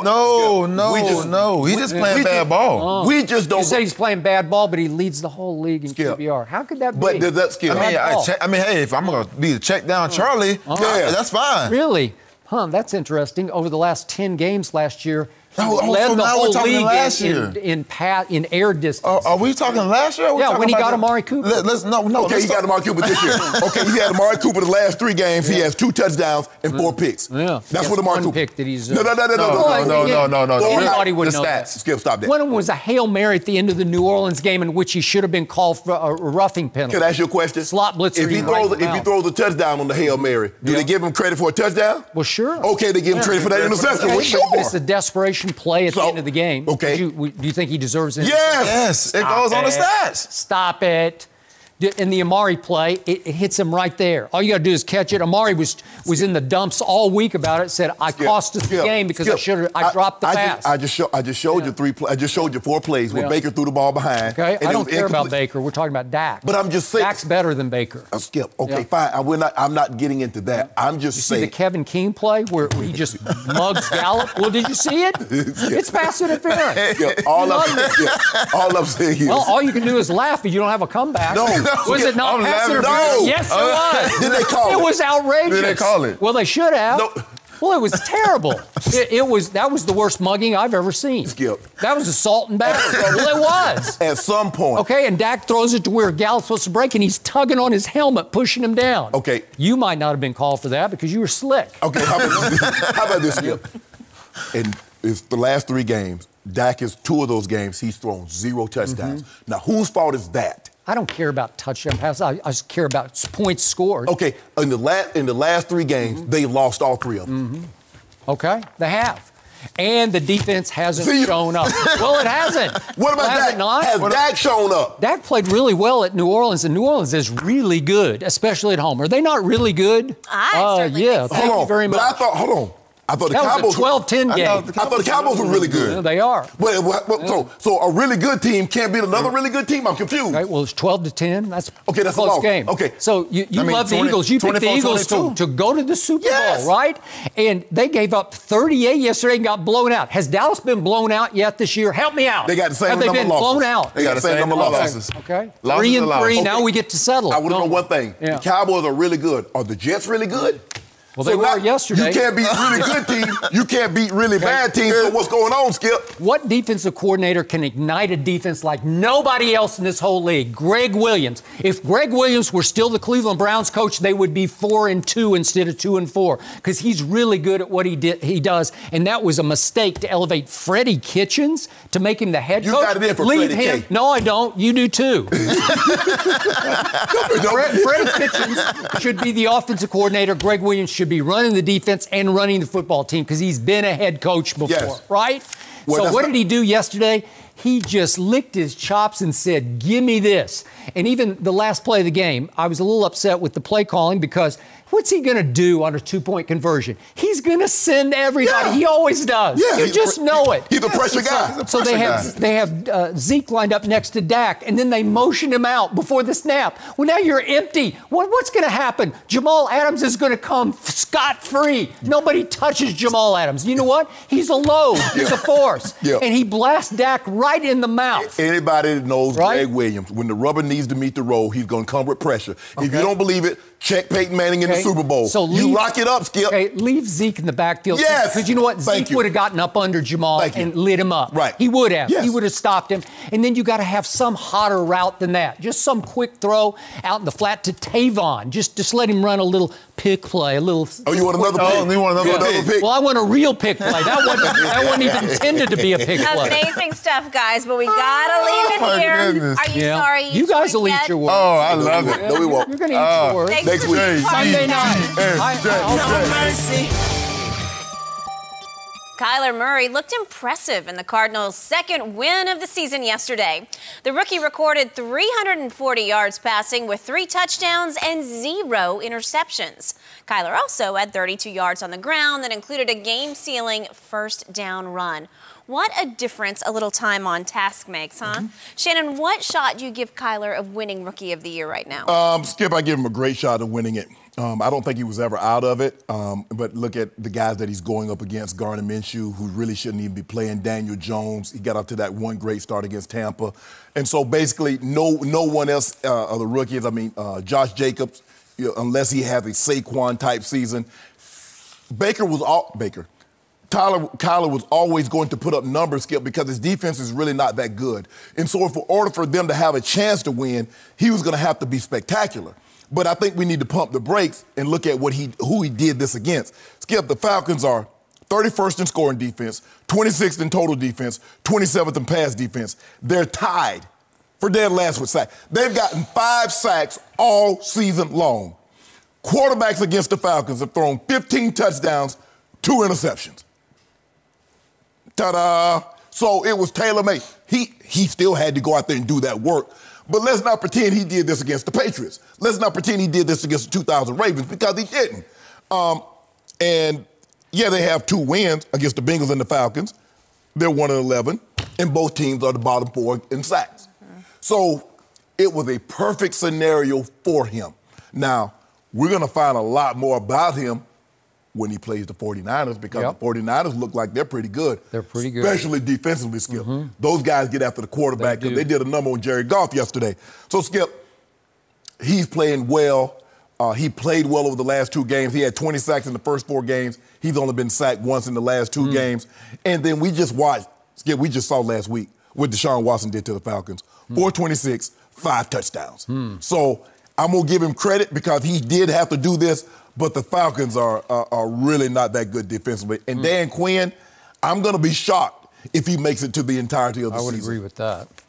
So it was just 12 days ago on this show that I think you said Kyler's got no shot at winning Rookie of the Year. And remember that ESPN poll of its experts? It was ranking the top 10 rookies in impact, and it didn't have Kyler in the top 10. And you said you're fine with that because he's on a bad team and he's got no shot. Well, Skip, at the time, he wasn't making an impact because they weren't winning any games. And there was nothing to say. You can't impact. What's the impact? It's like hitting, I can pay you all this money. It's like somebody, I forget who said it, Skip. Guy hit 50 home runs, or had 130 RBIs, and they finished in last place. And the GM said, well, I could have done that without you. Finished in last place. Well, he's putting up these numbers, and they're not winning games. They can do that without him. So that was the impact. It needs to show wins. I need to show something for the impact he's having. Last 2 weeks, they're winning. The impact has increased. So all he has done is tied Detroit in his debut in this league, which is the more I look back at that, the better it gets, because that was hard. And he did that. And then won at Cincinnati. They're not very good, but neither are the Arizona Cardinals. And then he beat the Falcons at home, and they're not very good, but neither are the Arizona Cardinals. So now he's only the 3rd rookie in NFL history to have 3 300-plus yard passing games in his first 6. The other 2 were Cam, Andrew Luck. Right. Pretty good company. Very good. Right? This is a rare, special, little playmaker, and I underlined the word little, but he is a playmaker. He has an electric lightning release and electric lightning feet. And it's a great combination, and he just gets a little better each series, because he's starting to figure out how to play in this league. And I was a big fan of his going into the draft. As you remember, I said there's no doubt I'd take him number 1. And I got a really interesting question. I did a troller coaster on Friday that you can, it's available on all of our FS1 platforms, our Undisputed platforms. And I got a great question. Would you take Kyler or Baker going forward? Well, I've been pretty clear about this. You take Kyler. You said I would take Kyler because somehow Kyler topped Baker's Heisman year. He took it up a notch, which was, it seemed, Baker had broken records. And then Kyler broke those records. And again, remember, Baker is the classic underdog, sort of an overachiever. He's got talent, he's got a big arm, but he's an overachiever, and he's better with the chip on his shoulder. Kyler was always a stud, man. He's going to be, you know, he went high in the baseball draft. Can first you imagine round the pick. confidence this guy plays with? Whew. He's like, I'm the first guy ever to be do selected both. in the first round in 2 drafts. Now, there have been guys that were selected, Skip, in baseball. Dave Winfield, I think Tony Gwynn. There have been guys selected. John Elway, Danny Ainge was selected to play basketball, baseball. John Elway, baseball and football. But not in the first round. I think John was the first and the second rounder. But top 10 in 2 sports, number 1 overall in football. But, Skip, I'm looking at these stats. And remember this. He was a top recruit all the way, and Baker was unrecruited. He walked on at Texas Tech. Because I think he was the top dual-threat quarterback coming out when he went to Texas A&M. No, I don't think he lost one game at Allen, Texas. I don't think he lost a game in high school. Skip, they threw the ball between the two of them 73 times, and only 16 times did the ball hit the turf. Matt Ryan was 30 of 36 for 356. Kyler was 27 of 37 for 340. Okay, they're not very good on defense. And I don't think their receiving core, no offense to Larry Fitz, but he's nearing the end of the line. I don't think the receiving core is very good. They're not. And one of their receivers, Pharaoh Cooper, had a good quote last night after the game. He's a quick little thing, he said, of Kyler. And that pretty much sums him up. He's a quick little thing, right? He says, if there's nothing there, he has the talent to use his legs. And that's what's going to help him and us win a lot of games. Okay? Skip, that's what you see. Understand who you are. A lot of times these guys that come out there and they have his kind of ability, the first thing, well, I don't want to run. I'm just going to all of a sudden, I'm going to be Tom Brady. Bruh, you better use what got you there and progress as time progresses. RG3. You turn into that. I agree. But he's like, okay, let me get up out of harm's way. I ain't got time to be fooling back here trying to be Drew Brees all of a sudden, my rookie year. This is why they selected me number 1 overall. Yes, I can throw the ball, but I have the ability to get out of harm's way. Okay, let me use that ability to get out of harm's way. And he does have that self-preservation mechanism where he just has a sense of, I got to go down. And he's so quick in his slides that nobody seems to ever get, you know, sort of a career threat. Even in the pocket, Skip. He just goes down. You don't, Skip, I mean, look, he is a small man. You don't want 325 pounds, 280 pounds men landing on you. So if you can go down and they just have to tap you, so be it. But you're not going to take that kind of weight just dropping on you, Skip. No. He's still a put-together 200-pounder. He's just short. Right? But he's stout. I mean, he has some physicality to him. Yeah, he's not no slender. He's not a thinly built 200 pounds. Yeah, he's compact. I think he's going to win Rookie of the Year. But to your point, and it's a valid one, let's see him against the 49ers. Let's see him against, going to Seattle. You know, they got to, that'll be hard. But I think he will stand up to the test. And apparently, Kingsbury's offense is starting to stand up to the test, right? Yeah, I mean, Skip, what happened to the Falcons? I don't know. Super Bowl losing syndrome. Once you get that close and you're way up, or that 28-3, and then you lose, then you're done. But Skip, that was 2 years ago. Okay, what's happening to the Rams? They're sinking into the sunset. They were Super Bowl losers. The only team that's going to be able to lose a Super Bowl and prevail is New England, because they'll just come right back the next year and say, we'll get you next time. Wow. Right? Yeah, I'm glad I didn't have to go through that. Because that'd be, I mean, I've been seeing guys being at the airport, Skip, and seeing the guys, we're on the plane and seeing guys debussing and getting on the plane and seeing them heads hang. I can just imagine that feeling. I just wanted to give him a hug. No, I didn't. I was like, yeah. That's the nicest thing I've ever heard you say. Y'all get this trophy. We got this Lombardi. Y'all get no hug. Well, Get up out of here. your point about that Niner D, they didn't allow a third or fourth down conversion at all yesterday. So they certainly are looking legit. It'll be a good test Unless for that's young more Kyler about Murray. Jared Goff just falling back to earth with a thud. But they littered with find first out. rounders on that D-line, Skip. They got a bunch of top 20 D-line. No mercy. The Chiefs jumped out to an early 17-3 lead in the first quarter against the Texans, but Houston fought back, reeling off 20 points. Texas wins 31-24. Besides taking the L, Patrick Mahomes had a career low 41 passing yards in the second half. He also threw his first pick of the season. Antonio Cromartie would have picked that off. He's back here with us. Do you think we overrated the Chiefs, Antonio? No, I don't think they overrated at all. I think when you look at yesterday's look at yesterday's game, they tried to force feed Tyreek Hill too many times. I mean, you look at the one drive right before halftime. They force fed the ball 3 times in a row. Then turn around, go back, and Houston goes back down and get points right before halftime. I think what they were trying to do was they got their new shiny Ferrari back.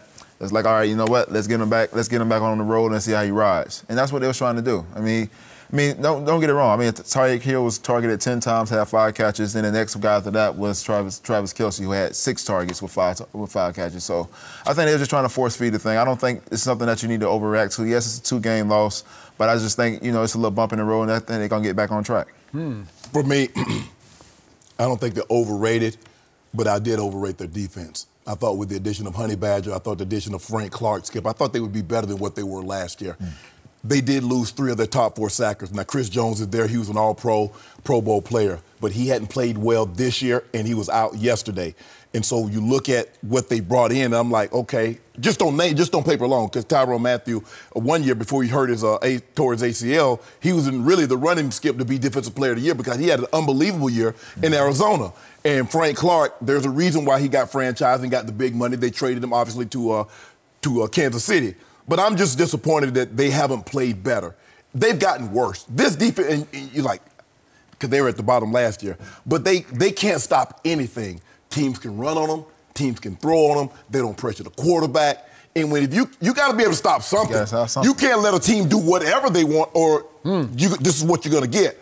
And it puts so much pressure on your quarterback because he knows, Skip, I got to be perfect. If I'm not perfect, we're not going to win. And sometimes you have to take unnecessary risk. I don't think he took unnecessary risk yesterday, but when they had opportunities, 17-3, Bill O'Brien, to his credit, he didn't deviate from the run. A lot of teams get down 17-3, especially on the road. And the next thing you know, 17-3 is 24-3, 31-6, 31-10, and you're really out of the ball game. But he stuck with the run. But I'm disappointed in their defense, and this thing needs to get fixed. Because if it does not get fixed, I don't care how great Pat Mahomes play. They can't overcome this because, like you said, we saw Tom Brady throw for 505, have 634 total yards, and they lost. Because normally in a game like this, Skip, 1 turnover would do you in. Because if you can't stop the other team and you have 1 mistake, that's the ball game. So I'm baffled by this. What are you baffled all for? I hear day after day after day after day after day on this show is, Mahomes boy, he's revolutionizing the National Football League. We've never seen anything like it before. Mahomes boy has now lost 2 straight games at home. So what is he now? My road boy? Is he my road dog? I'll give you road dog if you want it. I want to know. I don't get it. Because if he's that good, then you've got to give him some blame. When we talked about this earlier, you gave him 5% of the blame. 5 to 10. Okay, 5 to 10. So what, 7.5% of the blame goes to Patrick Mahomes. Yet when I say my defense was horrendous yesterday at the Jets, you just throw up your hands and say, it's your quarterback. Yep. Wait a second. What about this quarterback? But your quarterback. Wait a second. Okay. Did my quarterback turn it over yesterday? Help me out. No. No, he didn't. Did this quarterback turn it over twice? He turned over what? Once. Well, I mean, that late. Okay, yeah, he did. He strip sack. He got strip sack, and he twice. Thank you very much. So twice. Yes. I think I was right about that. Yeah, you're right. Okay. You guys You're are trying to. right, Skip. You're right. You're right. Thank you very much. I'm always right. So that's two turnovers. That's 2 chances that you had to go score and you didn't.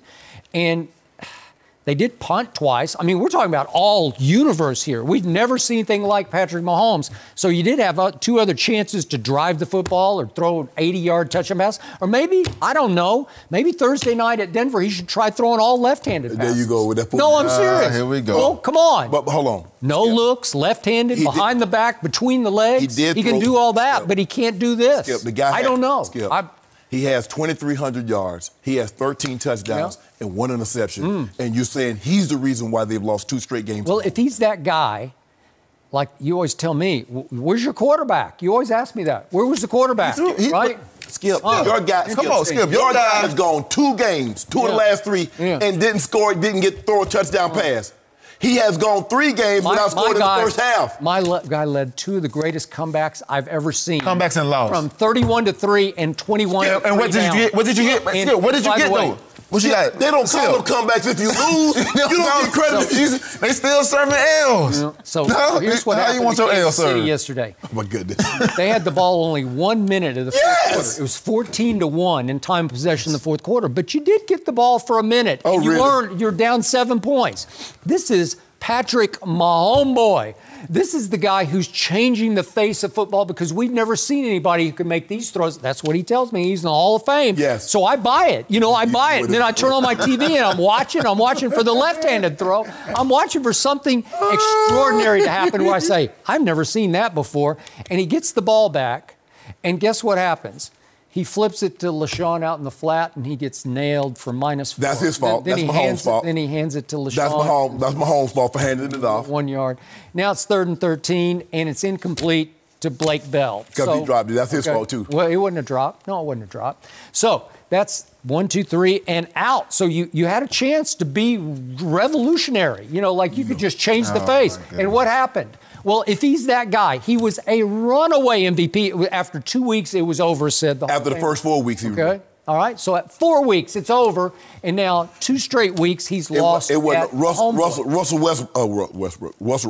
Wilson just gaining steam. But Skip, you do know they don't call it a comeback if you don't win. Can't call it a comeback. Yeah, but it was pretty close. No. That came down to an onside kick. No. Yeah, it's pretty good. No, I haven't seen that from Patrick Mahomes. And you know what? I see it all the time from Deshaun Watson, and I'm dug in on this one.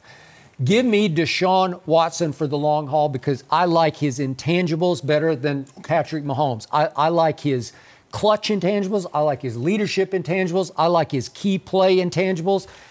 Deshaun Watson is something. We saw it twice against Coach Saban's defense. No question. No question about it. No question. He has all the tangibles. He's a very special player. Special player. Yes. And he got outplayed yesterday by this guy because this guy we played keep away from him. He just said, I'll keep making plays and you won't get the ball back. There's no shame in being outplayed by Deshaun Watson. There is horrific shame in being outplayed by Sam Darnold. Yeah. It's horrific shame. You know why? No, ain't no why. My defense did not show. You know what? My defense played worse yesterday than the Kansas City defense did. I'll take it. Oh, my goodness. I accept that. Sam That's Darnold, what happened. The man that's been on his couch, they said you can't come to the facility because Shannon you're says, so sick.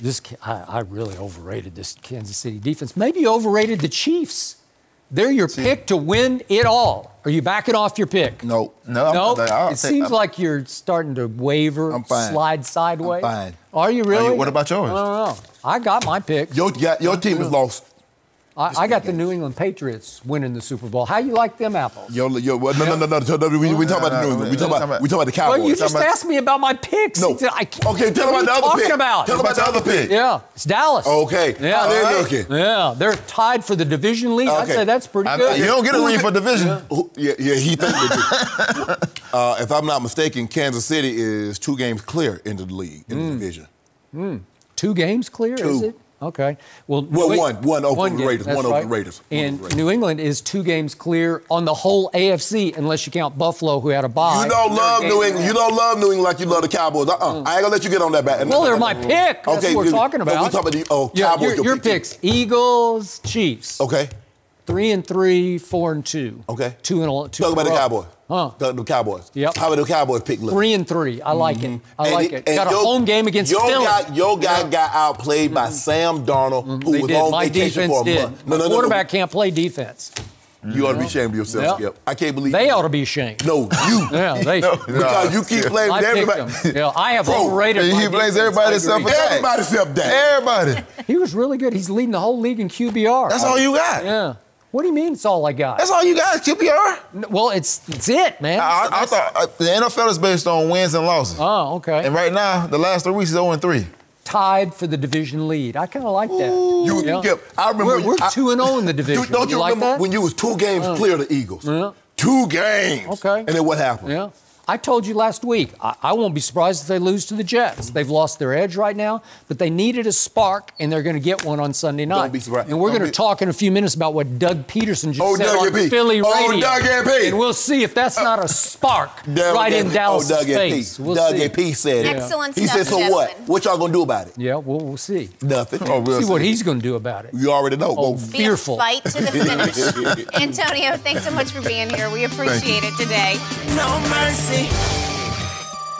The Cowboys' 24-22 loss to the Jets puts Dallas even 3-3 on the season. After the game, as you might imagine, Jerry Jones asked about head coach Jason Garrett's job performance. This was Dallas's 3rd consecutive defeat. Take a listen. Is Jason Garrett, are you disappointed in what he's done so far on his 3 games? Well, his situation I'm going to be very trite. I was a lot happier with what he had done the first 3 games than what's happened the last 3 games. But the big thing I want to say, it's not just him. Across the board, we did not play well enough to win. Your thoughts here, Shannon. How much blame does Jason Garrett deserve? Jason Garrett's low-hanging fruit because he never gets any credit when they win. He gets all the blame when they lose. Now, the first 3 games, everybody's talking about the boy genius, Kellen Moore. And what a great job Jerry had done is turning over the reins to him. Scott Linehan, and someone across the table from me, I ain't gonna call no name, said Scott Linehan and Dak didn't have the connection. His soulmate is Kellen Moore now. True. So all that credit he was, he was so good. You see the reins that have been taken off Dak Prescott. Woo! Now we looking at what Dak can be. Chris Richard, what an unbelievable job. He has this defense playing. Look at what they were last year. Rod Marinelli. He can motivate these guys. It's still Jason Garrett. Now, if Jason Garrett doesn't get any credit when they win, how in the hell are you going to give him blame when they lose? You say, oh, he doesn't motivate the guys. But you tell me all the time, Skip, they win in spite of him. So keep winning in spite of him. And when you lose, I don't want to hear you bring up Jason Garrett's name. The problem it stems from this, Skip. The moment Jerry Jones did not give Jason Garrett at least a 1-year extension, what are you telling him? It's already in the back of your mind you think about moving on from him. Players know that. So, we just showed the footage of them walking up the field and then nobody touched the man's hand. Okay. Jerry made it clear. I need to see more from Jason Garrett this year. Well, more would be at least 2 playoff wins, right? Skip, I don't really know what Jason can do that Jerry hasn't already seen. For the simple fact, Jerry runs everything, Skip. You know that. See, Jerry wants to stand behind the scenes, gets all the credit. I signed Zeke, I signed all these players, got everything. He basically calls the play because when you come out publicly and you second-guess your head coach, Skip, you're basically telling. So now in the back of Jason's mind, well, I wonder if I go for it here, what Jerry gonna say? Should I not? Should I? Yeah, whatever. So, no, I'm not going to blame because nobody gives him credit. When they win, Skip, he won Coach of the Year. I think it's 2016. Everybody was like, well, how in the hell did he do that? He got a great offensive team. I mean, look at that offensive line he got. Look at Zeke. Look at yada, yada, yada. Nobody wanted to give him credit. But the moment they lose, Jason Garrett's terrible. He's a terrible head coach. I know that. No.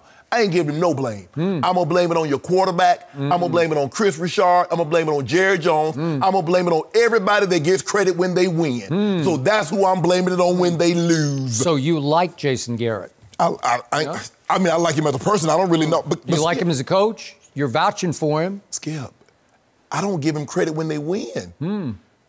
Yeah. So why you want me to lay blame? I'm not going to do like you. See, you don't want to give him any credit because he's Coach Clapp. Coach Clapp. He don't motivate nobody. He couldn't motivate this cup. He couldn't. Yeah, but when they lose... You just sit right there. I don't think you could motivate that cup. You need your fan to blow it off the table, man. But the moment they lose, you quick to blame Red. No. Oh, he's red. Yeah, now. oh, red. Oh, big red. Oh, Jason, red. What do you got something going on with I him? have pet names. Do you want him to send you some shoes, some cowboy paraphernalia, an ornament for your tree on Christmas? I like Jason Garrett. Jason Garrett has never wronged me. I like him too. Never wronged me. I covered him when he was a player, when he was the backup quarterback to Troy Aikman. He's really a great guy. Yeah. And he's a mediocre football coach, and he's a lousy motivator, and he always has been. And they have won, I've said it 1,000 times on this show, won in spite of him. But when they lose 2 in a row and they need somebody to light a fire, he is incapable of lighting a pregame fire. So they come out and lay another egg because they're lifeless, they're dead-headed, they're uninspired, they're without energy and urgency at kickoff. And that's some on the offense and all on the defense. The So defense was not, well, he's the head coach of the football team. I'm talking about getting units ready to play. You got to get both of them ready to play. And you got to explain what's about to happen, what's about to hit you in the mouth. And they were not ready to play until it was too late again. They almost pulled it out, but not quite. And the defense did lock in the second half and take it up a notch, but it was too late. And it was too late against Aaron Rodgers because they made him pretty quiet in the second half. But it was 31-3, and Dak almost pulled it off, but he did not. So I'm blaming Jason Garrett, if you want to give him 50% of the blame for not having his team ready to play. That was a dangerous situation yesterday against a Greg Williams without your 2 starting tackles and early on without your number 1 wide receiver and no Randall Cobb. You better be ready because he's going to come after you're behind. And he did all day long, and they weren't ready for it. And all I know is when it comes to play calling, I'm watching TV, and all I have is my TV, but it sure looks like Jason Garrett's talking a lot when Kellen Moore should be talking when the play's about to be called. So I don't know what's going on. We ain't got no play sheet. I don't know. Maybe I don't know what's happening. But Tony Romo was very specific about this yesterday. He said this is starting to resemble Jason Garrett's offense. That was his big push yesterday on CBS. And I think between the lines, he was trying to tell us that Jason has taken back over a whole lot of the play calling. That was my interpretation. If you don't mind me asking, Skip, and you like to harp back to last year, I try to stay away from it, but since you brought it up, when they acquired Mari Cooper and they took off. Yep. And they were 3-5, and they took off and they won all those games in a row, and they end up winning the division. Killed you. If you don't mind me asking, cost you a bunch of Mountain Dew. Cost me a bunch of Mountain Dew. Cost me like 20 cases of Mountain Dew. When they took off, if you don't mind me asking, who was the head coach?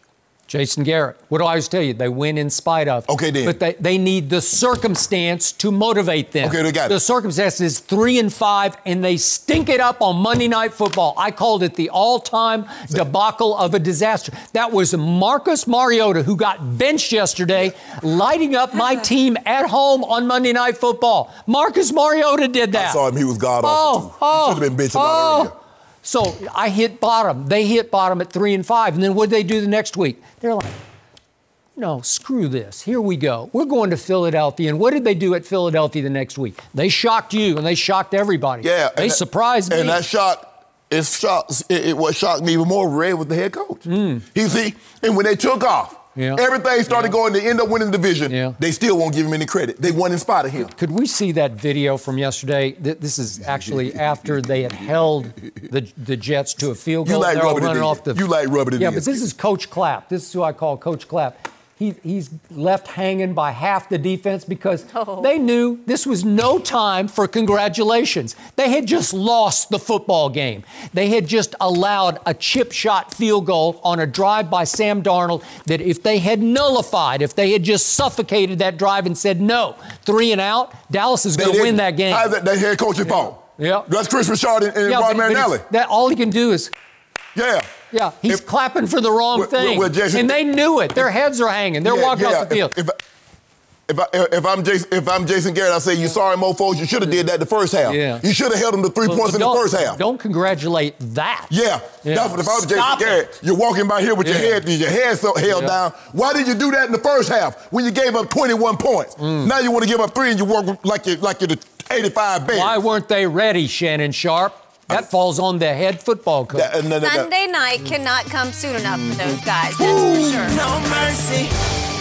All right, so the Cowboys and Eagles both coming off disappointing losses, both 3-3. They face off for the first time this season on Sunday, and Eagles head coach Doug Pederson is confident in his team, shall we say. During a radio interview, Pederson was asked to look ahead to Sunday. All we got to do is try to be 1-0 this week, beat the Dallas Cowboys. We're in first place. And listen, they're reeling too. I mean, they're struggling too. They've dropped their last 3 games. So we're going down to Dallas, and our guys are going to be ready to play. And we're going to win that football game. And when we do, we're in first place in the NFC East. We control our own destiny. We're right where we need to be. Swagger. Shannon, do you like that Doug Pederson is saying this? Oh, Dougie P feeling confident. So is this what you mean by motivating your team, Skip? Is this what you mean? Is this what you want? Motivating my team. No. Yes, thank you. Motivating my team. Is this what you want your head coach to say? This is what I want him to say when he's the rival head coach. This is what Mike would never say anything like this. Mike Shanahan. Mike Shanahan, the head coach in Denver. Yeah. This is absolutely something Brian Billick would say, my head coach in Baltimore. Yeah, but he had Ray Lewis. And that was the thing. And no matter what he said, we cashing all checks. So you hear what Dougie P say? That means the Eagles cashing all checks. Really? Old Dougie prediction? They call it Dougie prediction? Yes. Yeah, love that. So in Fletcher Cox, cashing all checks. Really? Walking to him, cashing all checks. Okay. Alshon. Yeah, guaranteed. Money in the bank. Yeah. Dougie prediction guarantees victory at Dallas next Sunday night. Book it, says Shannon. You guaranteeing too? You jumping on that bandwagon? Thank you very much. This is exactly what my team needed to hear here, right now, because my head coach is just milquetoast. He is just limp. He is just he can't light any fires. He's going along for a great ride on Sunday night because my team at least will show up for the kickoff this time, thanks to Dougie prediction. Love him. Yeah, your quarterback gonna get outplayed. Yeah, and guess what? Again. So just a year ago at Jerry World against the Eagles, my quarterback just in the fourth quarter and overtime went 17 for 20 for 243 yards, 3 touchdowns, and no interceptions as my team beat your team in overtime. That's 243 yards by a guy who can't throw in the fourth quarter and overtime only. And why was the game even close? Why was the game interesting. Even close? Wow. Because your guy had thrown 3 picks. Even though Zeke had a career day in yards from scrimmage, your guy kept us in the game by turning it over. My guy had a career fourth quarter and overtime because 243, that's hard to throw for in the fourth quarter and overtime against that defense. And Dougie P's hanging his hat on Jalen Mills is supposed to come off the PUP list and be back. Is that all you got? Because, boy, I think you're going to need more than Jalen Mills. You don't worry about what we got. Dougie P says. Love it. Dougie P says it's a done deal. I'm taking it to my bank. Like you said, I'm taking it to my bank. All I know is my team has a lot of pride, and I haven't seen much on display for the last 3 games because it needed to get hit right in the mouth by the incoming rival head coach. And they finally did. You got hit in the mouth in New Orleans. You got hit in the mouth at Green Bay. You got hit in the mouth on the road to the Jet. I mean, how many times? We barely lost. You ain't got all no 3 teeth. games. They're knocking all your teeth out. You ain't got no teeth. You're going to walk around looking like a jack-o'-lantern. Really? Yep. Okay. It's Halloween. That's what the Cowboys looking like. All the punching in the mouth. I want to see that same energy on Monday. That's what I want to see. Same energy on Monday. The Dallas Cowboys. The Dallas jack-o'-lantern. Happy Halloween. All the punch in the mouth. Dougie prediction. Yep.